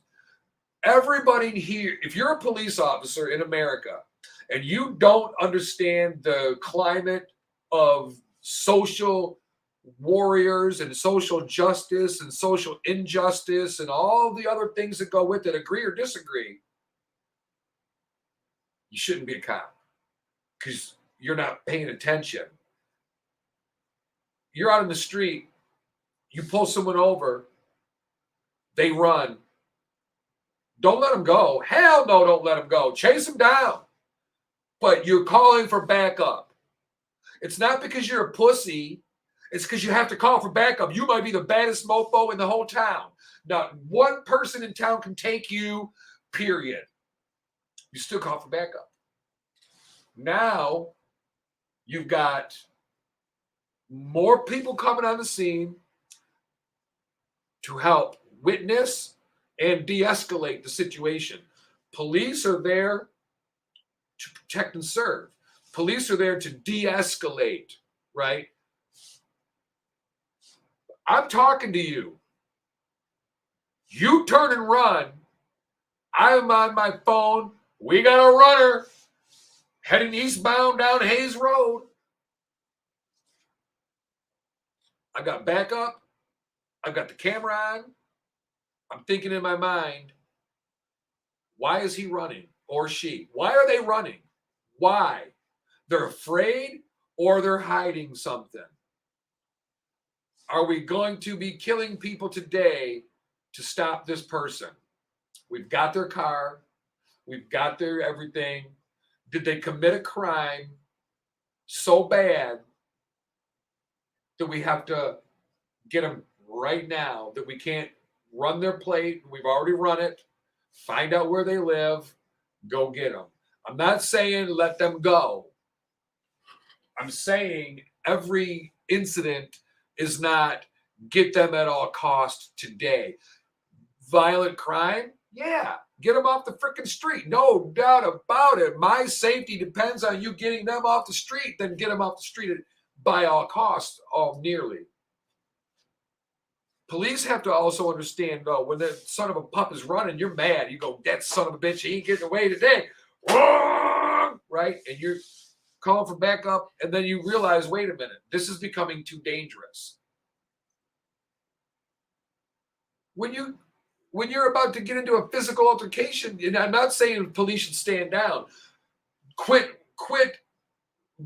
doing this to police. I'm on the police officer's side until they break the law, right? But we see it too much. We know better today. We know better. And we're not doing it. So, but all right, I'm going to take a quick break. Be back in a few.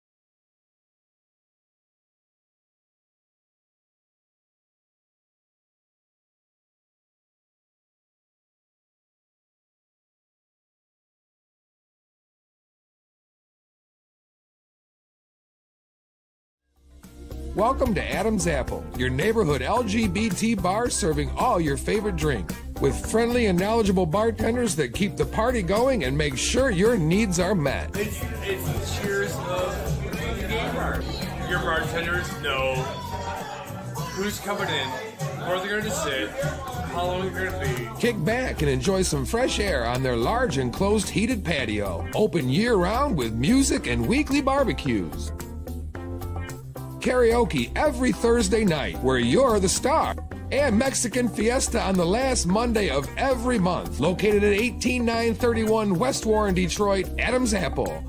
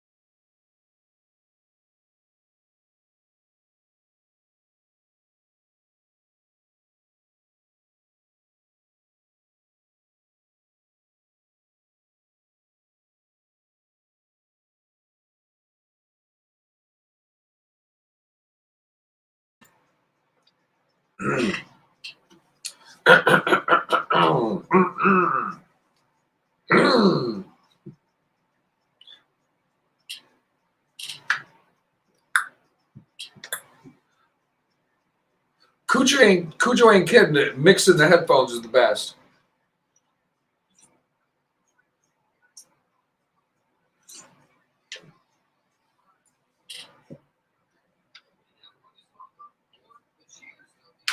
Team Detroit bars, Adam's Apple, where you know what time you're coming in, where you're sitting, what you're drinking, and what time you're going home. Find them on Facebook today. Our peep show.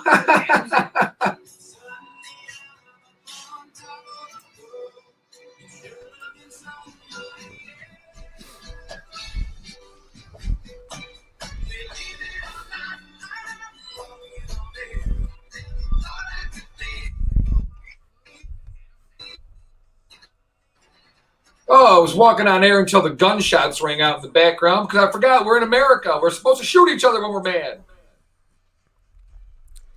Get her done. What we do. All right.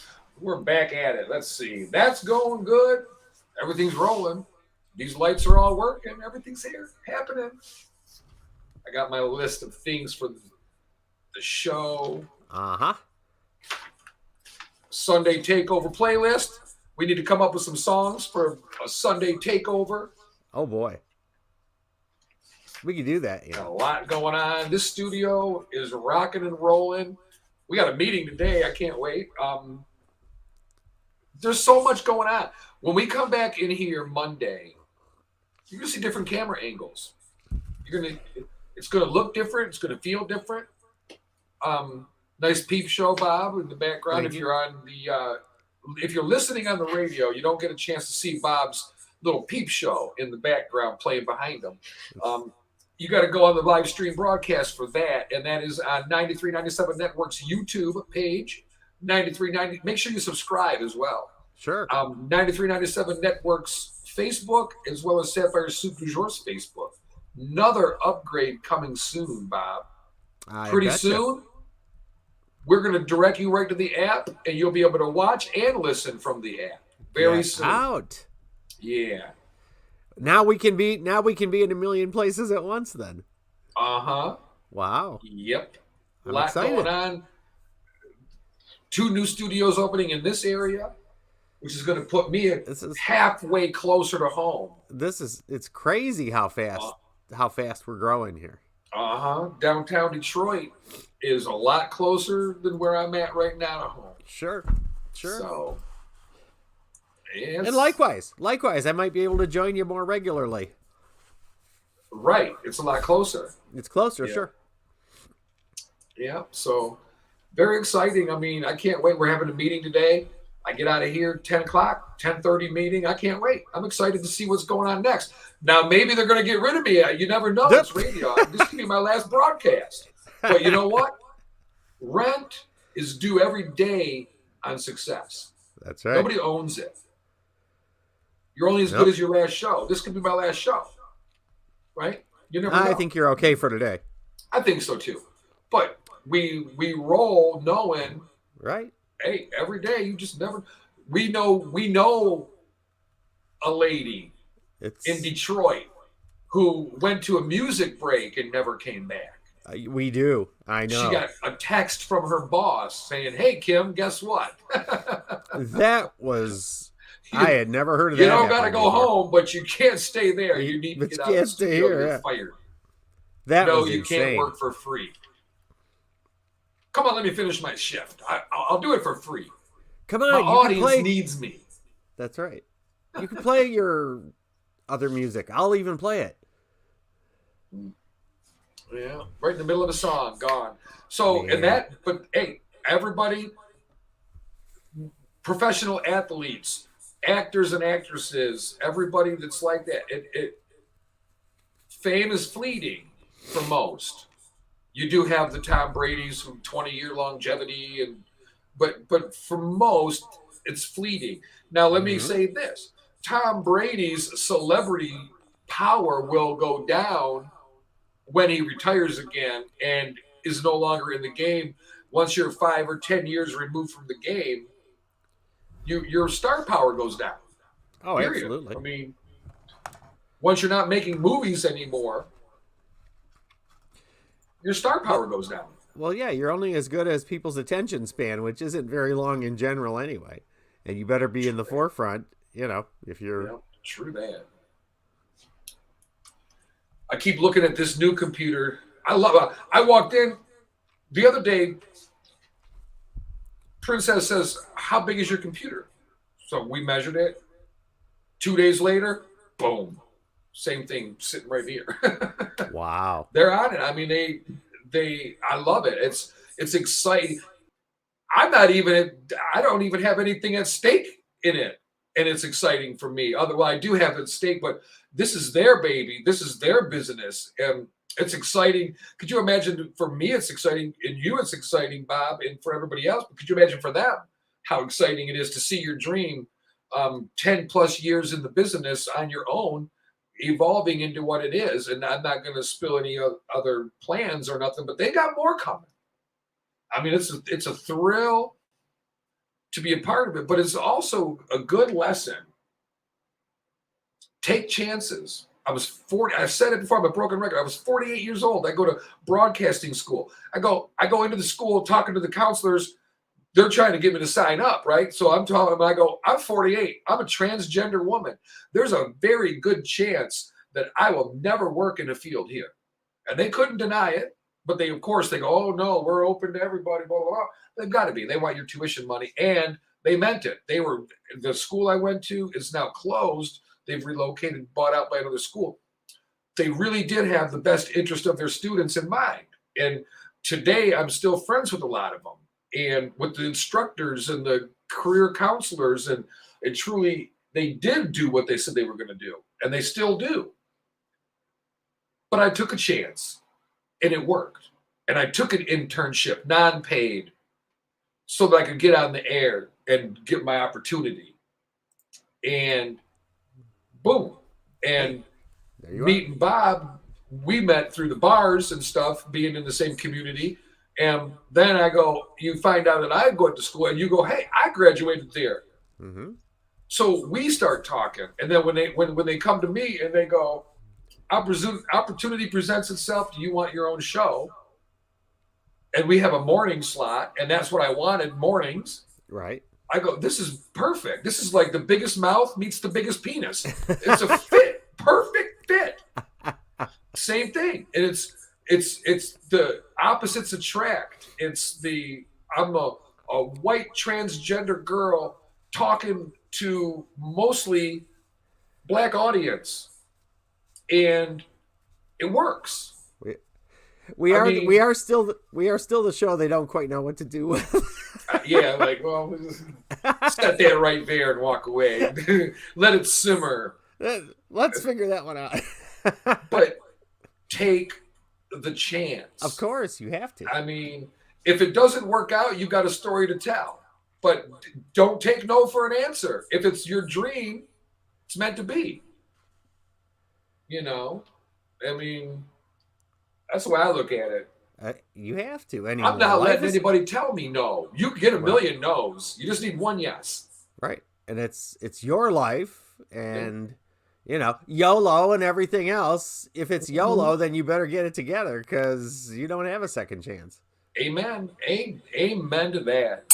And for me, finding what you love to work and pleasure. Mm-hmm. Some people like taking a walk by the lake. Some people like walking downtown New York City. To me, right, that doesn't sound like fun. New York City does not sound like fun to me. All the people, all the shopping. Blah. I don't care. It's fine to visit. It's fine to visit. I don't think I could live there anyway. I mean, anybody who has any kind of nervous anxiety issues would be, I think, overwhelmed to live there. I think. I mean, what do I know? But it just seems like, a few days of that is plenty, and it is an amazing city, no doubt. Oh, no doubt. I don't doubt that one bit. Oh no. And all lit up at night, and all the stuff there is to see and do. It is great, but That said, you got to have a rest. Everybody's what you enjoy is different. Everybody's Right. different. That's the beauty of it, though. But we got to find what it is and take the chance. Yep. Right. Mm-hmm. I've said it before, and I'm going to say it again. When I was, and it's not a knock against my dad. I loved him to death. I still love him. He's passed on in 2010, but I love him. I wanted to be the catcher for the Detroit Tigers when I was younger. Period. I wanted to be the catcher for the Tigers. I was enamored with baseball, and I was damn good too, by the way. My old man told me 100,000 people want to be the catcher for the Tigers. What makes you think you're going to be the one? And I went, you know what? You're right. I'm not wasting my energy. I'm not wasting my time to try to be what I can't be. And I ate it. Well, yeah, and at that point in in your life and where we were as a society and where he was as a parent, he was looking out for your best interest, saying, "Hey, kid, it takes hard work and you got to be practical." And it wasn't, I'm sure, intended to squash your dreams as much as it was to protect you from going too far off the rails. Correct. Yep. And that's every parent's intent. You want your kid to be happy and successful and all, but sometimes you get caught too far up in the dream and you forget about paying the rent, and you got to be able to do both. So very true. And I agree with you there. I don't think he did it to be mean, but you have to promote the dream. You have to be behind it. You have to go, what can we do to get you there? And what can we do to make sure that if it doesn't work out, that you're not just a dumb baseball player that just couldn't make it to the pros. Mm-hmm. Right? So obviously, we have people that are going to school, go to college or whatever, it's about building people up and following your dream, though. And everybody's dream, your dream may be to be a doctor, and your parents are like, "Oh, my daughter or my son, they want to be a doctor, they want to be a lawyer, they want to be a police officer." But then you got the kid that goes, "I want to be a movie star, I want to be a rock star, I want to be a rock and roll star." They wear sunglasses at night inside. They wear over the top clothes all the time. They're always rocking the air guitars, and they want to be a star. And their parents go, "Oh God, here we go." Support it. Support it, or at least don't stand in the way of it. And that's what I have to say about my dad. God rest his soul. He's been passed for quite some time now. But when he was a big proponent of education, and of course all through high school, it was reading, writing, arithmetic, math, science, get your grades, get your A's. What are you doing? A little over the top with what's a B all about. You could do better than that. You can. And so that drive was instilled. But when I started getting involved in broadcast and that kind of thing, it was far out of what he ever knew anything about. And he finally took me aside at one point and he said, "I don't know how to help you go forward in this business." He says, "I know nothing about it." He said, "So do your best. I'm here to help you if you can tell me how, but I don't know a thing about it. I support you in the fact that you want to do it. Good luck. I'm here. But if you don't know what, if your kid or your sibling or whoever is pursuing something and you don't know anything about it, you don't have to stand in the way of it or poo-poo it." It was one of the best things he ever said was that, "I don't know how to help you." Right. Well, at least he was honest. And don't impede me then. Right. Yeah, and he wasn't going to get in my way, but it made him nervous, I know. Well, I dig it because we want our kids to be the doctor, the lawyer, the whatever, professional, career-minded. Let your kid be what they want to be. Right? And today's world is a lot different than it was back when we were young. Mm-hmm. And because when we were young, we didn't have these type of opportunities. You just didn't. There were fewer. Well, yeah, the technology of today alone has brought a bazillion new opportunities that never existed before. Talking just radio network. Right, exactly. Was so different back then. Now we got podcasts and you can download free software and run an internet radio station on your own. You don't even have to pay for the stuff. Right. It's totally different than it used to be. But you still have to be able to set yourself apart from other people. And the best way to do that is to be authentic. Oh, yeah. Right? Yeah. When you're putting this show together, whether it's TV or radio, or maybe you're building a soapbox car or whatever for Boy Scouts, Mm-hmm. you put everything into it, the creativity, the energy that goes into doing it. That's a talent in itself. Absolutely. And you said, You know, be and- authentic. Baby, you're as authentic as they come. And that's a great thing. Well, thank you. It's what I love about you. It's what I like about you. Oh, wait, that's a song. And It is. and it's not on our playlist. No, they're like, that's an oldie right there. Hey, what is that thing? But it's true, though. I appreciate the compliment. But yeah, be authentic. And, I mean, and of course, everybody, like, we bleach our hair, we shave our face, we get tattooed, we do things to alter ourselves, right? Right. I mean, but being authentic inside and being like Perfectly people said. that dress. I'm shopping the other day and I seen a guy with a colored mohawk, and he was wearing crazy looking clothes, and he had these big boots that came up to his knees they looked like they were made of washboards. Oh, wow. It was like rippled steel. It was absolutely crazy looking. Wow. And I was so proud of him because he was walking through that store It's like, I don't proud care. as could be, didn't care. To me, he looked crazy as hell. Right. But I wasn't mad at him. I didn't laugh because I know when they look at me, they go, wow, they look crazy as hell. I don't care. It's okay. Yes. But being authentic, be who you are, even when it's uncomfortable sometimes. That's the other thing, and the fact that the world and other people bring that uncomfortability. That's not even a word. Make you feel uncomfortable. That's something that you learn to recognize over time. I think it's not, you're not born with that. I think that's why teens and young adults have so much trouble, getting started sometimes, because they know they're authentic. They know that they're not like everyone else, and yet they don't know how to handle it, and the world around them is against them, or they feel that way, and it's projected that way. So it's different. Once you get to be a crusty old codger like me, and you just don't care anymore, then You're not crusty. You're just old. well, I do wash sometimes. So. But yeah, I go with old. It works. No. But again, like we were talking earlier, though, this morning, refocusing on what's really important. Because when we put things into perspective, it's usually after a tragedy. Right? When somebody you love dies, it reminds us how precious and fragile life truly is. When bad things happen, it reminds us of the beauty of things. We shouldn't have to have this to get that. You shouldn't need tick to get tack.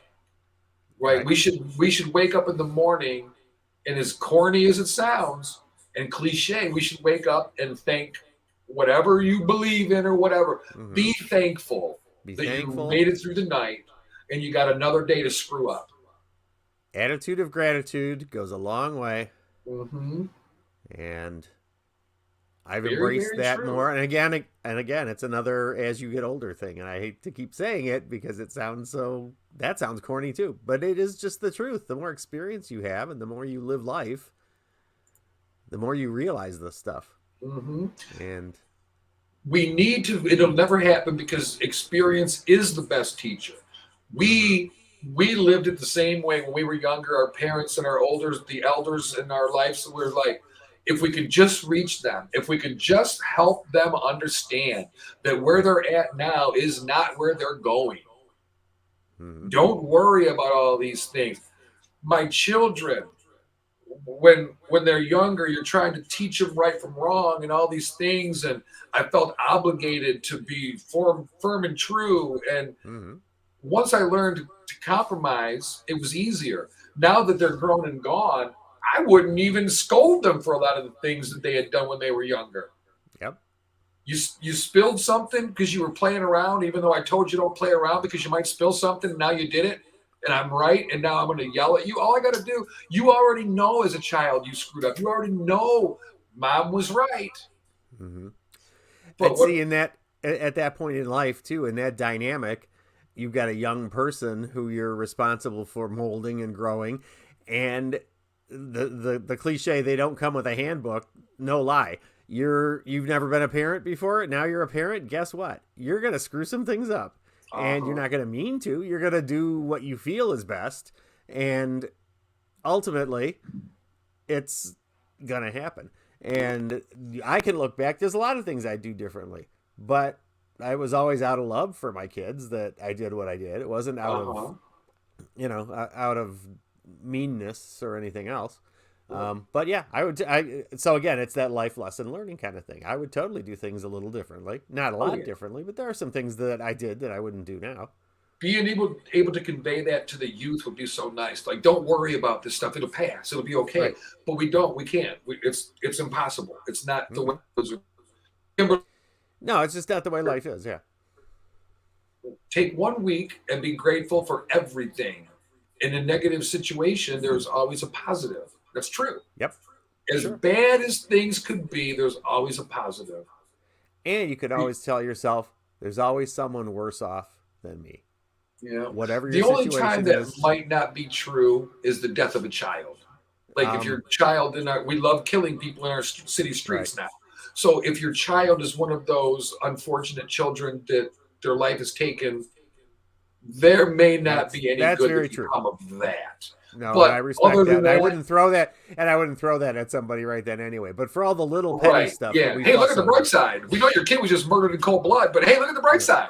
Yeah, right. A bad guy is going to be off the street soon, and then you get punched in the face. Yeah, well, and at that point, maybe you need it. But yeah, I mean, for all the petty stuff we get involved in. And, Kim says, nice peeps. Hey, thanks, Kim. Appreciate it. Thanks for joining the Peep Show today. The Peep Show. Stu says, everything in life is temporary. Yeah. Say it again for the people in the back. Everything in life is temporary. You know that house you bought? It's not yours. You know that car you bought? It's not yours. Title says, mine. I paid cash for it. It's mine. Okay. Are we going to bury you in it? It's not yours. Well, you might have to. Even we are not ours. Our body it's one of the things that's paid off in my life, so maybe that is where I'm going. I don't know. Even our body's temporary. This is just a capsule. We don't even get to take this where we go, wherever that may or may not be. True that. Grace, I love what you said, attitude of gratitude. That's great. And, we didn't coin that. You didn't coin that, but it's true. If you live that way, we wake up in the morning, be glad you have to take your kids to school. Because Oxford School, Sandy Hook, all the other school shootings, they don't get that chance. God, for sure. They would love to have to wake up their teenage child and fight with them to eat breakfast, to bring your lunch, to make sure you dress properly. They would love to have those problems. And every problem that you feel right now is so big and bad, and in the parenting world, and that, like you said, what would you do without them? Drive to a children's hospital and go to the cancer ward where a young child is going, I don't even understand what's going on here.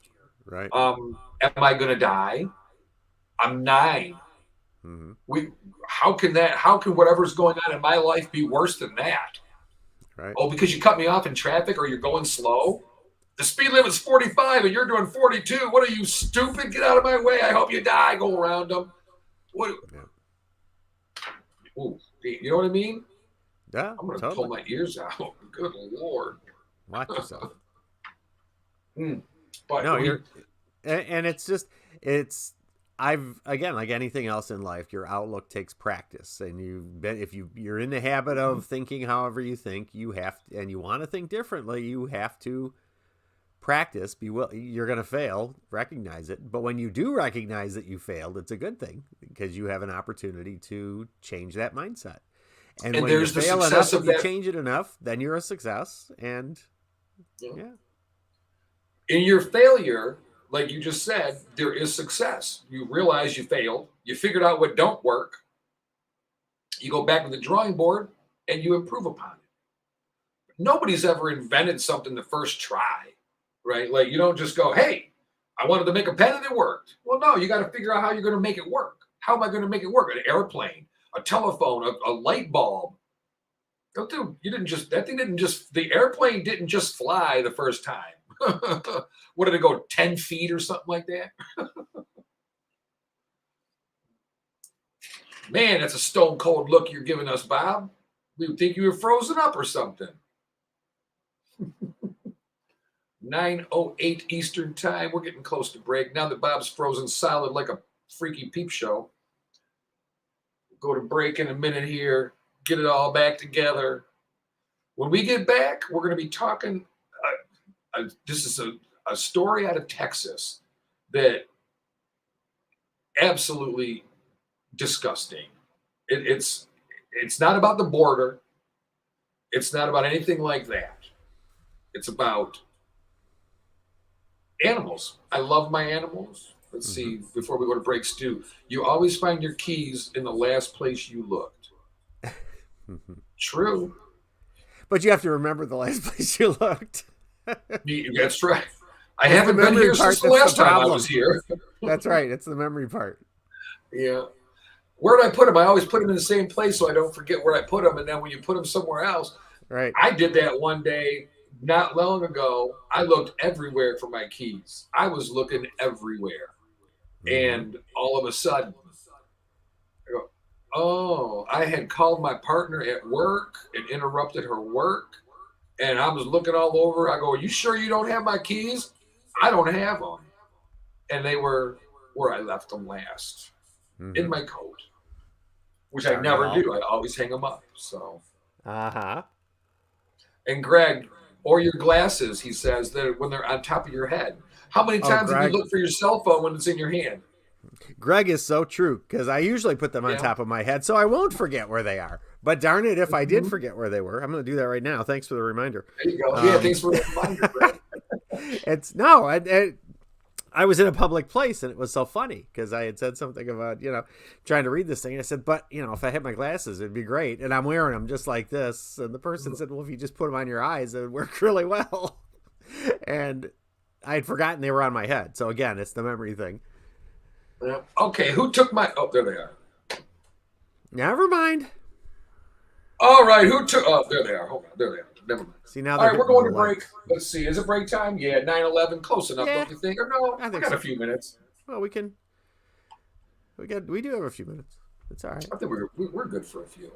Yeah.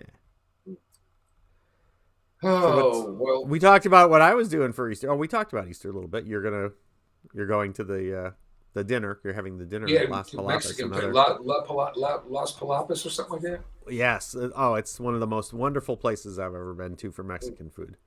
I'm eating it. Bar none. And there's a lot of good places out there. I'm not knocking any of them, but I'm just saying I tripped over this one. It opened up in my general neighborhood, and I have no regrets about that. That's for sure. It's odd too because it's in a strip mall. Mexican restaurants they're always in strip malls, so at least around this area, they're kind of a new concept. Sure. But hey, it works, and it's about food. That's what it's all about.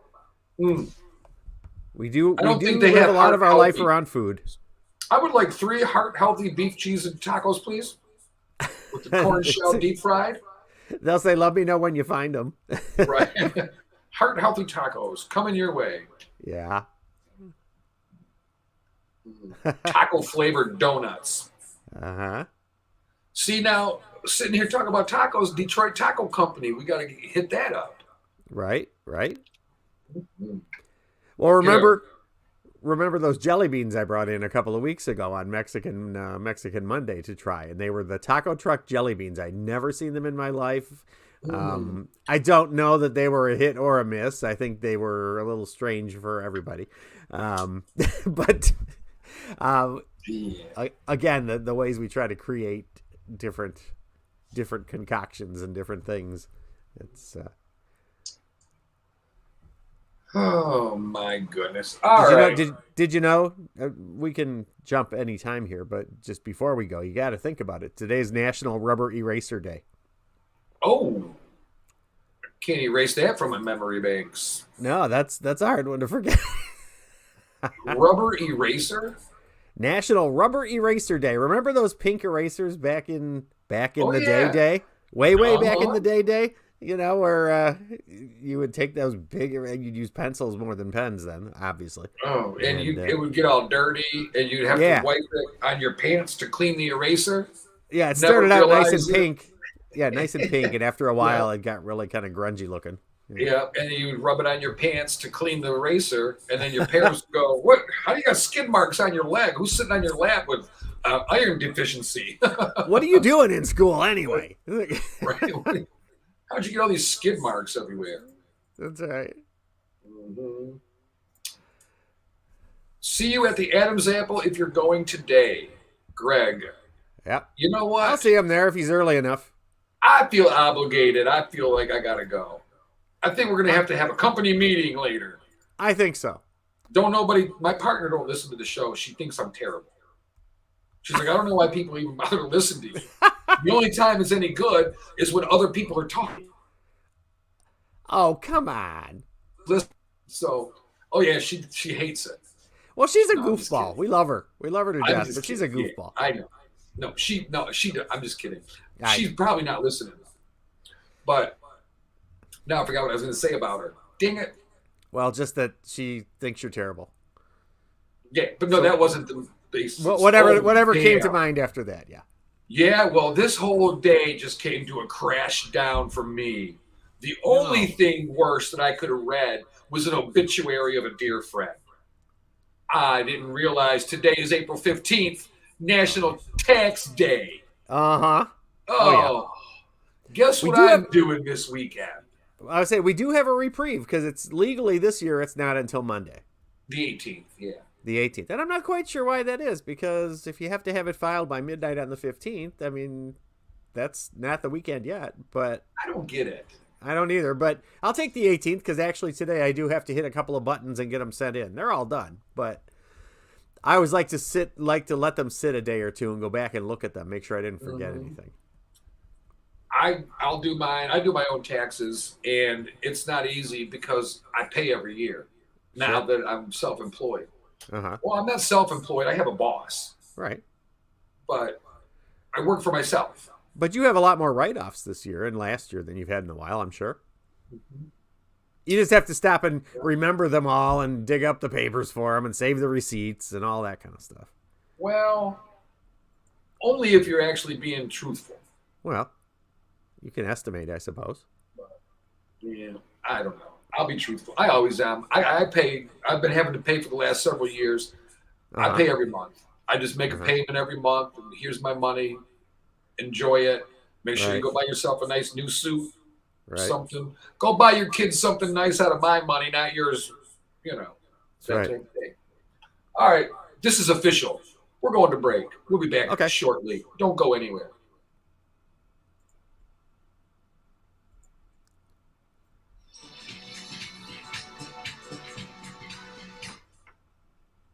It's freaking loud. Good Lord. It's like a party up in here. Party girl. All right, let me see. 1, 2, 3 songs.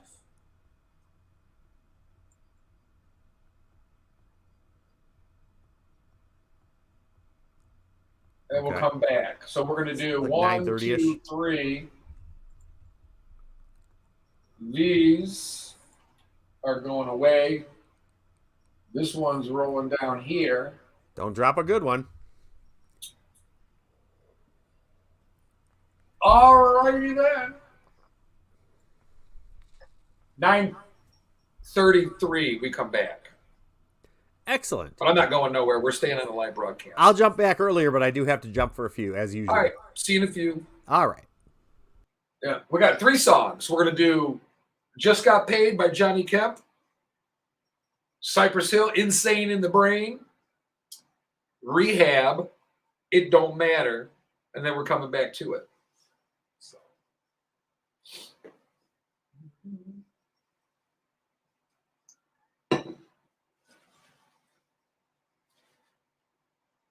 Uh,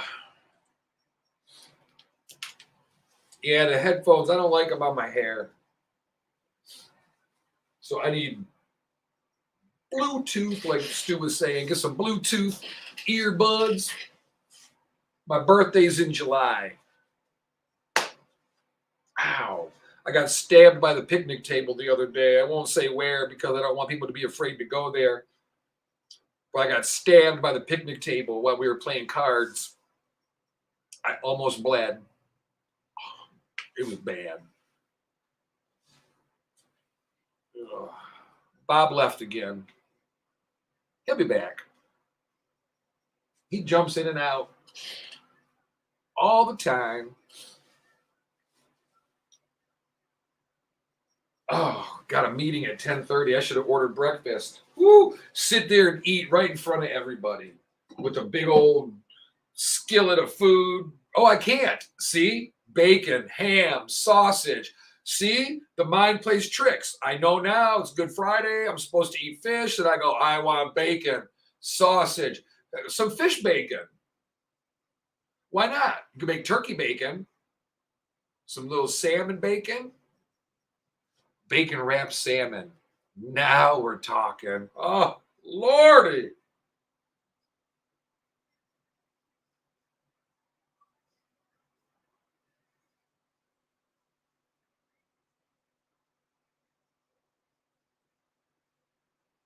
Oh, 10:30 meeting.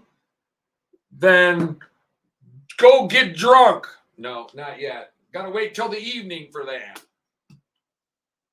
I like being drunk by 2. Just kidding.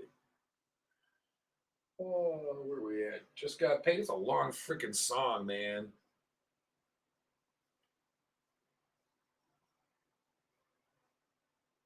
Oh, I'm making more coffee, I think. I'll wait. I'll wait and make it when we're done. I'll have a few minutes in between.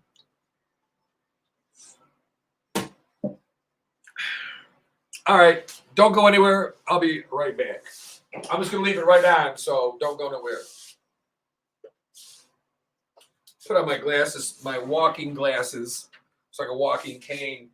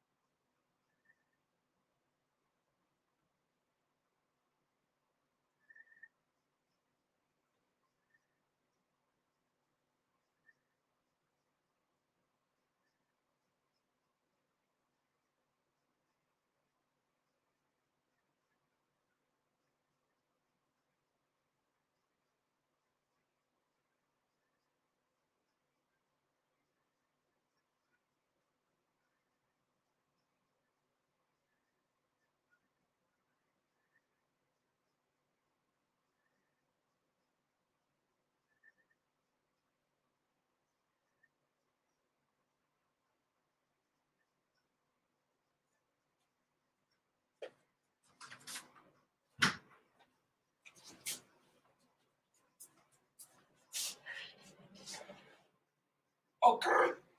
Oh man, that restaurant's smelling awful freaking good now that I know God's watching. I can't eat no bacon today.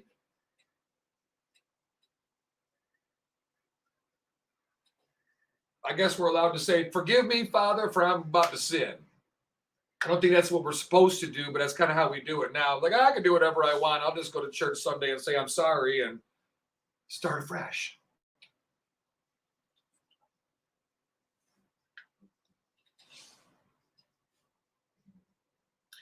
Can't wait to see what's going on with this computer and everything. It's going to be exciting.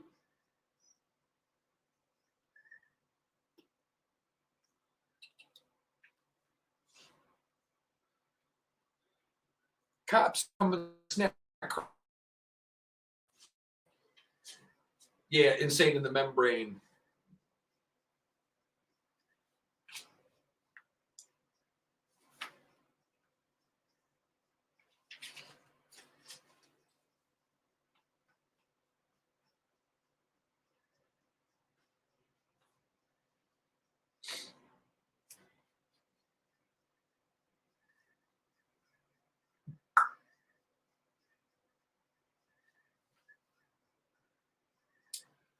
Oh, Lordy, Lordy. Today is, April 15th, National Titanic Remembrance Day.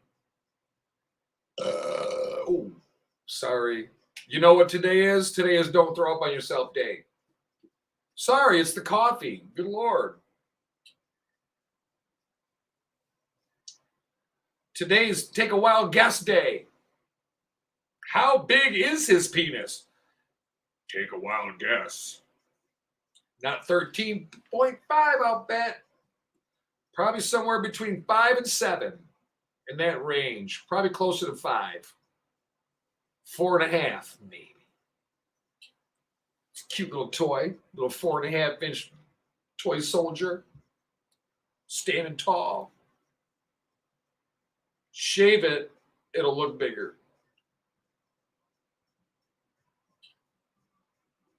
But don't just shave that part. You gotta shave everything. Looks weird. Hairy legs, hairy belly, no hair on your peaches. The hell's that about?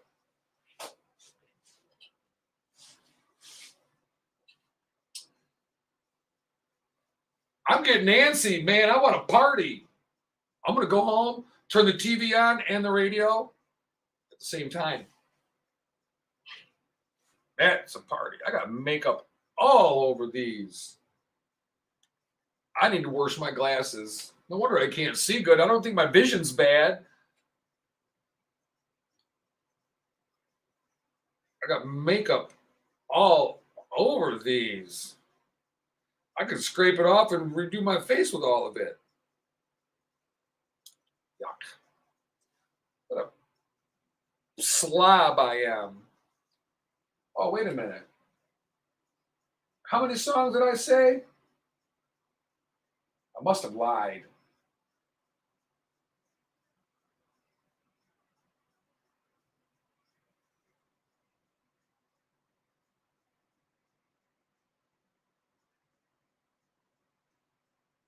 Whatever. I lied. There's another song coming up.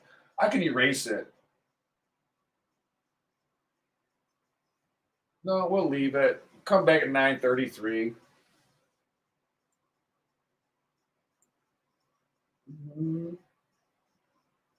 Okay, Bubba.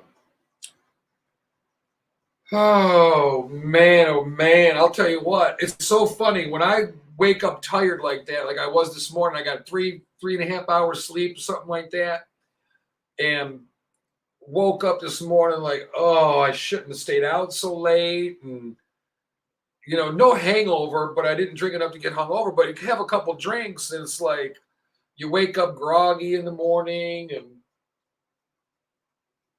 people are just getting their day started. This is my 4:30. It's almost 5 o'clock for me. I love it. I love getting up early. I feel like I'm getting my day started. Well, I am getting my day started before everybody, but I feel like I'm kind of getting away with something, right? Like when you're out late at night, 2:33 in the morning. You got the streets to yourself and a bunch of drunks, but less crowd, less people. You kind of feel it's a little different atmosphere. Same thing early in the morning when you wake up and are not going home but are going to work that day. It's like I'm getting my day started before everybody, which means usually my day ends before everybody. And today,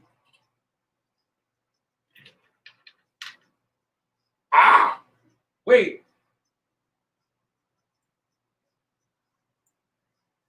Okay, we're back. No other song. Oh my God.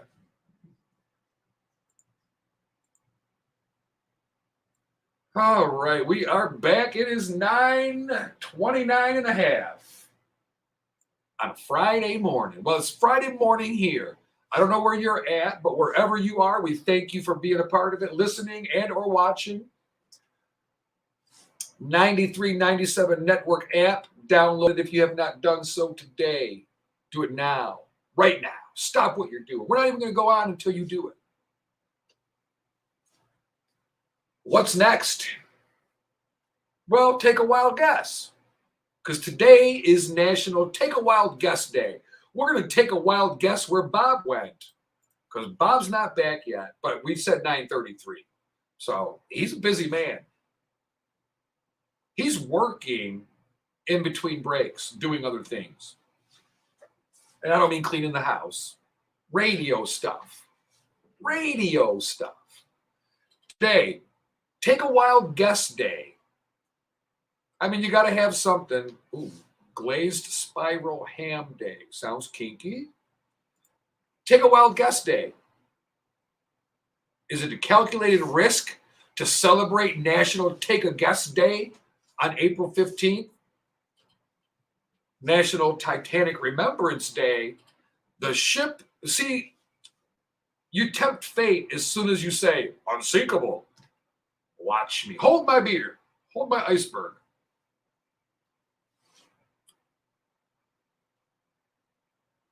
Take a wild guess. How many jelly beans are in the jar? Don't you hate those things? How many M&Ms? I don't freaking know. A little bag holds 6 of them. So a jar would hold 30 tops. Oh, wait a minute. They're not for sale? 3 million will fit in there then. You get a bag full of air with 3 M&Ms in it. Thanks. Comes out to 45 cents a frickin' piece. Oh, wait a minute. We got our peep show is back. Hey, there he is. Sorry about that. Yep, you did say 9:33, and yep, I meant to be back by 9:31. So I actually screwed up because it was supposed to be 9:33, but I played the sweeper before the last song, and I wasn't going to embarrass myself like I don't know what I'm doing. So I was like, I want to go back early. I got so much to talk about. Well, that's fine. You're handling it well without me. The things do go on without me. It's fine. You want to talk about an egotistical, narcissistic statement. Elon Musk, right? Offers to buy Twitter for $43 billion or whatever, right? This is what I find cute. This is where we put the power of money above everything else. This is cute to me. When I say cute, I mean stupid. And not in a good way, yeah. Yeah, this is very cute. Elon Musk says buying Twitter is about the future of civilization. All right, let me put it easy for you, Elon. You're a smart man. You're a businessman. You've done a lot of cool things. That is the dumbest thing you could say. Twitter has nothing to do with our civilization. No, we have everything to do with how civil we are in our civilization. Well, I was going to say, it may not do anything except harm civility. Otherwise, yeah, sure, go for it. Did you know guns are harmless? A gun cannot hurt you. Right. Cannot. A gun cannot hurt you any more than a piece of gum. Oh, you could choke on the gum and die. Or somebody could pull the trigger on the gun causing the gun to go off. But the gun don't kill you. The bullet does. Want to get technical? Mm-hmm. Yeah, and it Buy takes all the guns someone you to do want. it. We're just not going to sell ammo anymore. Well, that And would be then another people way to get solve it, I suppose. slingshots. Remember the I was going slingshot? to say, you got to find a new mode of operation. It wouldn't be the gun. It'd be something else. Oh, you don't have to even look far No, to find out. no. I got all kinds of stuff I can throw at you here in the office that would take care of the job, you know. Here's You a just good gotta aim crime right. story. You just got to aim right. Woman who sued a Tennessee sheriff for forcibly baptizing her is found dead. Probably just a coincidence, right? Yeah, well, that's unusual. So we are in Soddy Daisy, Tennessee. Soddy Daisy, Tennessee. Write that in an envelope without laughing.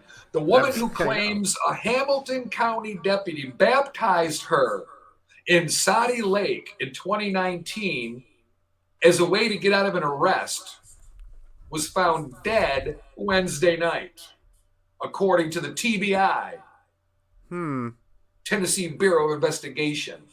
Mm-hmm. So she was suing the deputy because he baptized her instead of arresting her. Now she's dead, and the TBI wants to know who, what, where, when, and why, and how. Yep, another classic whodunit. I think it was Colonel Mustard with the candlestick in the ballroom. That's the game we got to bring to the Adam's apple. Clue, because they have no clue there. Huh? Ah, brr, psh. Ying. Got a million of them. My jokes are You'll be like here all week. opinions. They all stink like a dirty butt. You'll be here all week. I'll be here all morning till 10. That's right. That's right. So 42-year-old Shandell Marie Riley is found dead at a home on Log Cabin Lane. She lives in I live in Soddy Daisy, Tennessee, on Log Cabin Lane in an aluminum sided ranch. What the? Okay, 1 second, please. Yes. Entertain the guests. Okay. I Sapphire's gotta playing turn with this her freaking headphones heater there. off. I'm over here dying, Bob. Ah, she's having a hot flash. Oh, Yep, I can see you. Yep, she's all adjusted now. She's good. good Lord. I had to turn the heater off. Yeah, I bet. Cabin. Open up the Log windows. Cabin Nice, Lane. cool day. What's that? I said, open up the window. It's nice and cool outside. Although you sit by that window that doesn't open, so I get it. I mean, they all open. It's just when you got to replace the broken I glass. was gonna... True. It opens. It won't be easy, and it Yeah, won't that's be true. cheap. It'll be messy. It'll be messy and deadly. Yes. I Soddy Daisy. Forced baptism. What is that about? You know what it is? Not a bad looking lady. I'm willing to bet he wanted to see her wet breasts. I'm going to dip you in the lake, and upon arrival, picking you back up. First thing out of the water, erect nipples coming up first. The nips, the boobs, then the face. Priorities. Wet t-shirt contest. Yeah. Impromptu. I'll let you I go if I suppose. can dip you in the lake. Oh, yeah, sure. Well, forced baptism could be as easy as pouring a bottle of water over your head. Mm-hmm. She was pulled over, and she pled guilty to possession of a controlled substance. Not unusual, I suppose. Maybe for her, I don't know. Well, they set aside the guilty plea now, Okay. but Judge Travis McDonough wrote, "No government interest is furthered by the baptism of a detainee by an on-duty law enforcement officer. It is beyond dispute that at a minimum, the Constitution guarantees that the government may not coerce anyone to support or participate in religion or its exercise, or otherwise act in a way which establishes a state religion. See, we have a law for that. Yeah. Called freedom of religion. Right. Mm-hmm. She has a history of drug charges. Get out. Yeah. So, in other words, nothing wrong with this woman at all. Nothing to see here. Move along. That's right.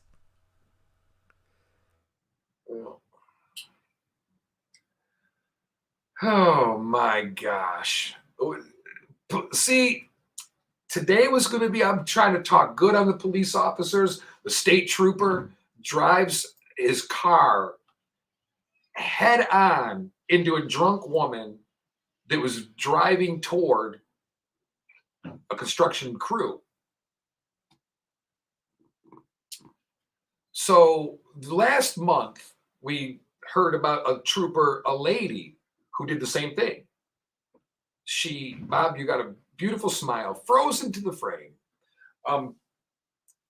We heard about the lady was driving her squad car and ended up forcing somebody on, or head-on collision, forcing somebody to stop before a parade of runners was going through. Now, this one happened. It was a working crew. She's drunk and driving right toward him. So he does, I mean, I don't even know that that's part of the job, but he does what he's called to do, protect and serve, and he hits the lady head on so that he would take the brunt of the problem. The accident, so nobody else got hurt. Entering a construction zone where we talk about fix the damn roads, but then we drive like maniacs while they're trying to fix the damn roads. Yeah. Like, give these guys and gals a break here.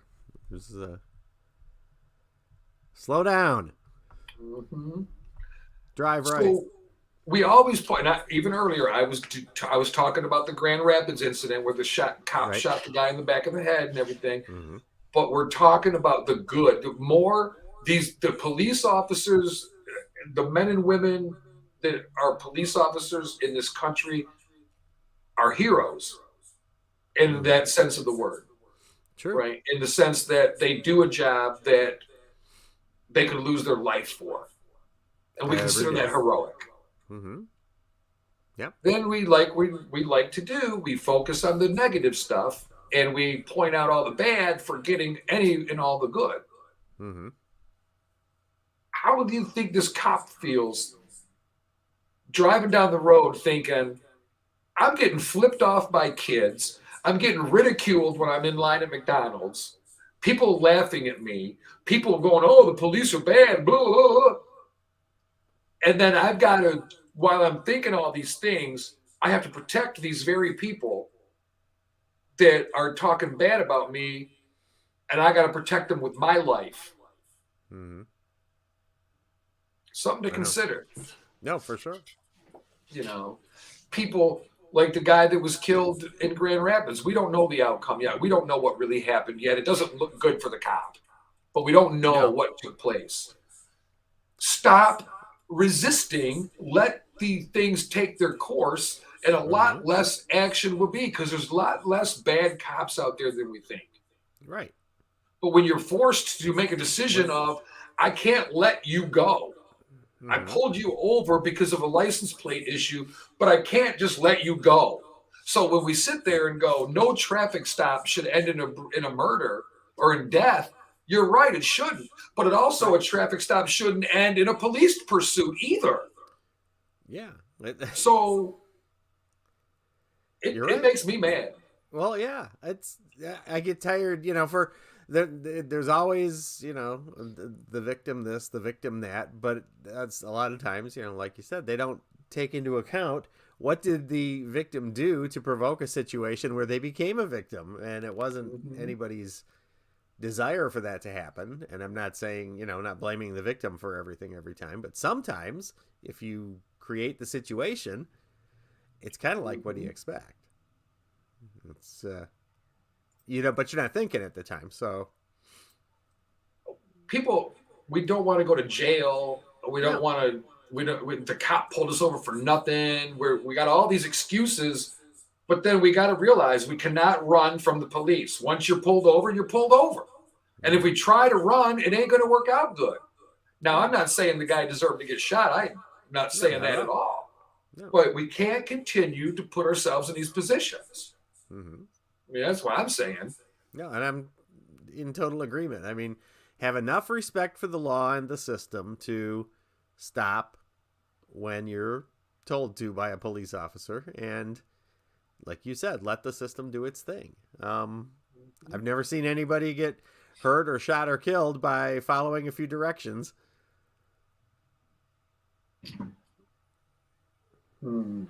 Just, you know, just a thought. And just one guy's thought.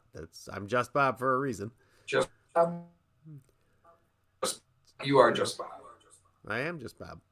When we're not having a peep show. And for those that You're are lined not up seeing us, perfectly behind those that not seeing, ears. yeah, if they're not seeing the video, if you're listening on the app and you're not seeing the video, that makes no sense whatsoever. But Right. Well, we're that's why they enjoying gotta some tune Easter peeps here on a Friday. That's all. Tune in on the radio or on the broadcast. Either way, Right? fine by us. Where are we at? 9:45. Oh, we got lots of time. Look at us. We're in here. good shape. We're in good shape. Good. Oh, we were talking about taking a wild guess day. Right. Right. Today, obviously, April 15th, National Titanic Remembrance Day. And it's more than just a movie. Yep. That's for sure. That is for sure. National Clean Out Your Medicine Cabinet Day. That's not a bad idea. Yep, spring cleaning, baby. That's right. And there's so many safe ways to get rid of old medications now and to, avoid tragedies like overdoses and kids getting into stuff they shouldn't and things like that. It's most any police department, most any chain pharmacy, at least, if not local, has those drop-off boxes where you can just drop them in, no questions asked.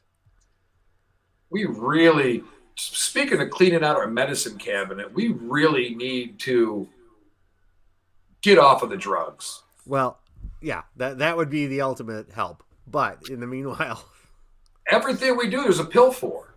High cholesterol? No, you don't have to eat right. We'll give you a pill. And now you're empowered to eat worse. Well, I don't got to watch what I'm eating. I can eat this and take a pill. Right. And I'll eat 2 of them and then I'll take 2 pills. Yeah, right. And it's like, well, I'll get a Diet Coke to balance it off. But we need, and I'm not the one. You can see my belly. My dear friend belly. Jackie calls them love handles. Thank you Show me very your much. belly. I see your belly. I'm hiding my belly. I'm sitting a little lower than you. Not me. I'm exposed to the world. No, I'm not pregnant, so. And she does have her pants on too, so she's I'm not well exposed fed. to the world. I can't get too skinny. My butt will be out of proportion. Well, there's that. You want to keep a nice curvaceous shape, sure. I'll do so, but see, But I can't even talk food today. I got it's that mental thing. Now that I said it's Good Friday, I got to eat fish. I want a bacon, sausage, ham, grilled. I want sausage, ham, bacon, onion, green pepper, and cheese in a skillet with the potatoes. You make them all together with scrambled eggs, and then you put it all in one plate, and then you pour gravy over the top. Sausage gravy. Yeah. See, that's how I roll. At the Church of Bob, where I go, I would settle for a fish sandwich with extra bacon.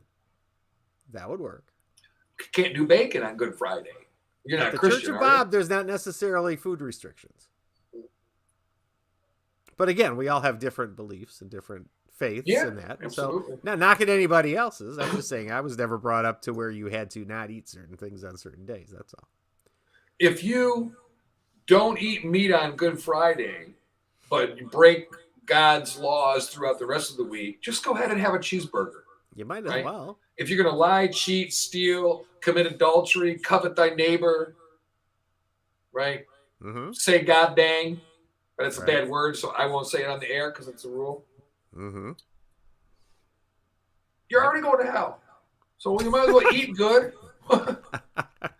God's not going to forgive you for all the other things you did and then go, hey, you know what? We can't let that cheeseburger on Good Friday go by. And now that was the straw that broke the camel's back. That was just flagrant. How dare you? Yes. I'm sorry. Like I said, not poking fun at anybody, but I was not brought up that way. And so that's why I go to the Church of Bob, I guess, because, Nothing wrong with that. We honor, respect, we do the right things when we can, and well, that's the thing too. People go, well, if you don't believe in God, you won't get into the kingdom of heaven. Is he really that big of a prick?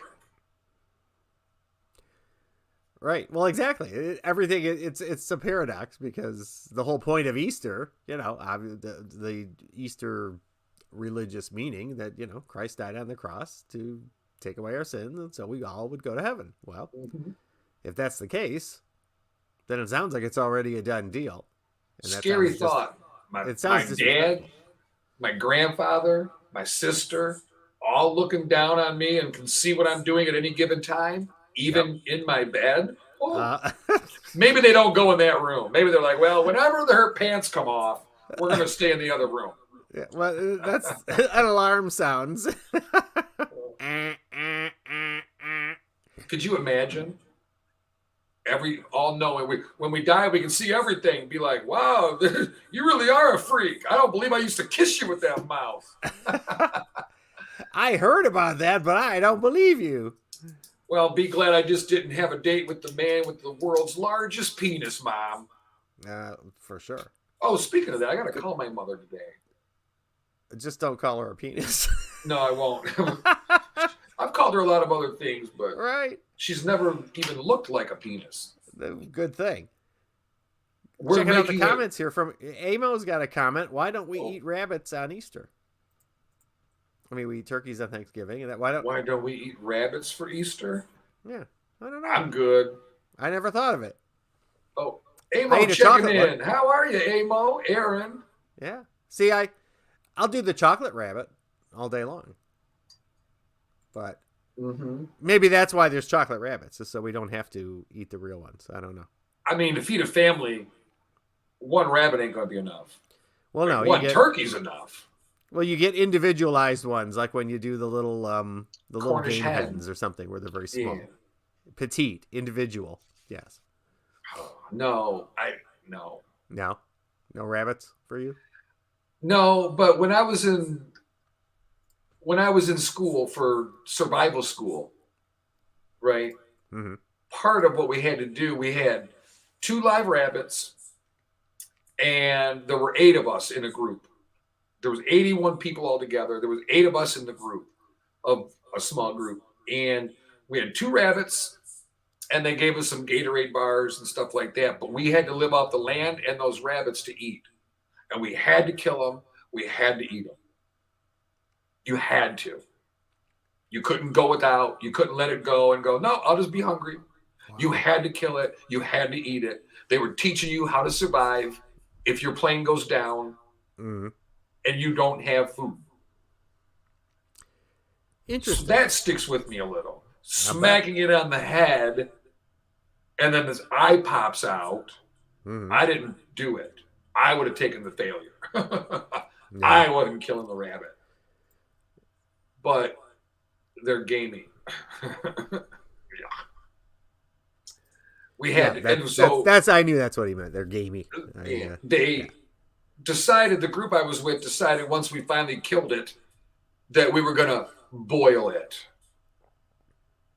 Yeah, well, it was disgusting. It was absolutely disgusting. I'm confident in every way on that one. Yeah. Well, we didn't have any Lowry's seasoned salt. We didn't have any peppers, any kind of Mrs. Dash. Kill the rabbit. Kill the rabbit. Kill the rabbit. That wascally rabbit. We've the wabbit a wone. Oh man, yeah. So I think I have a preconceived notion about I'm not eating rabbit because I'm having a hard enough time getting past my whole those pigs laying in the truck driving by last week. Yeah, you talked about that. Yeah, but here I am saying I want bacon. Right. But You can't make up your mind. it's hard. Yeah. Hard like a 13 and a half weight. Hey, now. Yeah. We've already been there. Twitter. Elon Musk wants to buy the rest of the company's shares at $54.20 a share. To buy them all, $41.4 million. He's got it. You can just do it and be done with it. He says, I invested in Twitter as I believe in its potential to be a platform, and I believe free speech is a societal imperative for a functioning democracy. The democracy has nothing to do with social media. Yeah, I don't know where he's going. Nothing. That makes no sense to me whatsoever. Well, that's why I had a problem with him saying the future of civilization. So you're trying to tell me if we lost the internet today, we would not be able to survive? We'd survive, but it's a different world now, and we certainly have some challenges to overcome because we've put so much into it and we've relied on it so heavily. But yeah, we'd survive. This is my point, though, about our focus. Look at how far off the reality grid we went. Civilization. Look up that word. Mankind, human beings. Our civilization depends on food and water. That's it. You can live without a house. You can live without a car. You can live without a boyfriend or girlfriend. You can live without beer. You can live without everything except for food and water. Mm-hmm. That's it. All the other stuff, immaterial. So civilization, to me, that's like the future of civilization. It's dramatics. It's like, girl, you lost me. Our civilization the future of our civilization depends on how we treat one another. Mm-hmm. How we treat Mother Earth. True.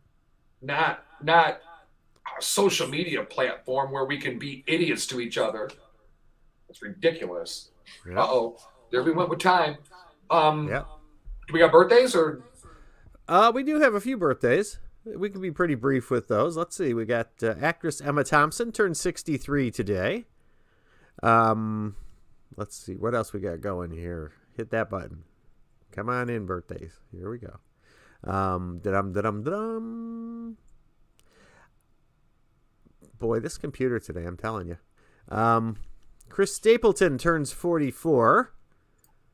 Country music singer. Oh, no wonder I didn't hear of him.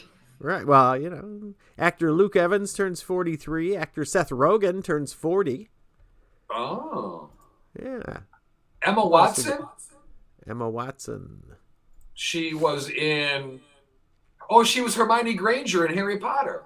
Yes, okay. Oh, That wow. makes sense Look now. at her as an adult now. Oh, Yeah. my God. Wow. She's beautiful. She was a cute Crazy. kid. Uh-huh. She's beautiful. And she Yeah. doesn't look like your Hollywood actress. She looks like the girl next door, like Jennifer Aniston.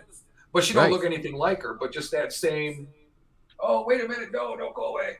Uh-huh. Saved it. All right. Yeah, Emma Watson. All right, good for her. Wow, that's crazy. Leonardo Sure. da Vinci. Yep. He died more than a minute ago. He's been dead since Yeah, since 1519. 1519. Wow. He's been dead longer than we've been a country. Yeah, that's true. Here's a little trivia. Leonardo da Vinci, his sketches of flying machines while non-functional stand as examples of scientific thought and creativity, making Da Vinci the ideal Renaissance man. He was in 1500 talking about flying things. Yeah. Ideas go a long way back, that's for sure. Mm-hmm. Seth Rogen. Did you say Seth Rogen? Seth Rogen, yep, 40 today. Emma Thompson. Emma You said Thompson, her. yep, got her. Wow, that's all I got. It's okay. Oh, Elizabeth Montgomery. Did you say her? No, I did not. Bewitched. She died in 1995. Yes, I was going to say this would be an anniversary birth date, a heavenly birthday. Yeah. All right, we're way against it now. Go ahead with your word of the day. Mesology. MESOLOGY, and I just grabbed this one on the fly. But it has to do, we talk about the earth and Mother Earth and taking care of things. It means ecology. Mesology is also ecology. So why we need two words for the same thing, I don't know. But give somebody who's creating words something to do. I guess so. So mesology. So be conscious of your mesology when you're looking out for the environment and you're being ecologically friendly, Mm-hmm. All right, there's the word. That does it for us today. Thank you for letting us in your house, car, or wherever you were listening. And remember, opinions are a dime a dozen. Validation is for parking, and loyalty is not a word. It's a lifestyle. Life is too short to put your key to happiness in someone else's pocket. And in a world where we can be anything, we do need to be more kind because we've gotten away from that, and we got to refocus. Yep. We have no idea what a kind word or a friendly smile can do to impact someone's day, quite possibly even change their life forever. You could save a life by giving someone a smile. We don't even know it, and we never would. True. So we got to think about that. Until Monday, I'm Sapphire Pates. I'm just Bob. We're out of here. Late as can be. Have a good day. Have a good weekend. Stay safe. Don't get shot. We'll see you Monday. Uh-oh. I can't do anything. There we go. Uh-oh.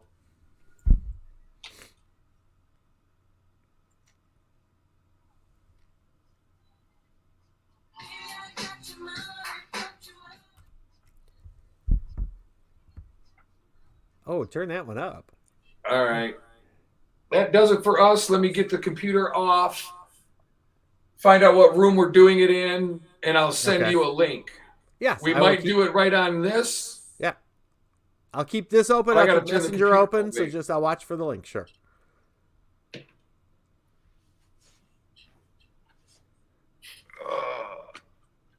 Talk to me.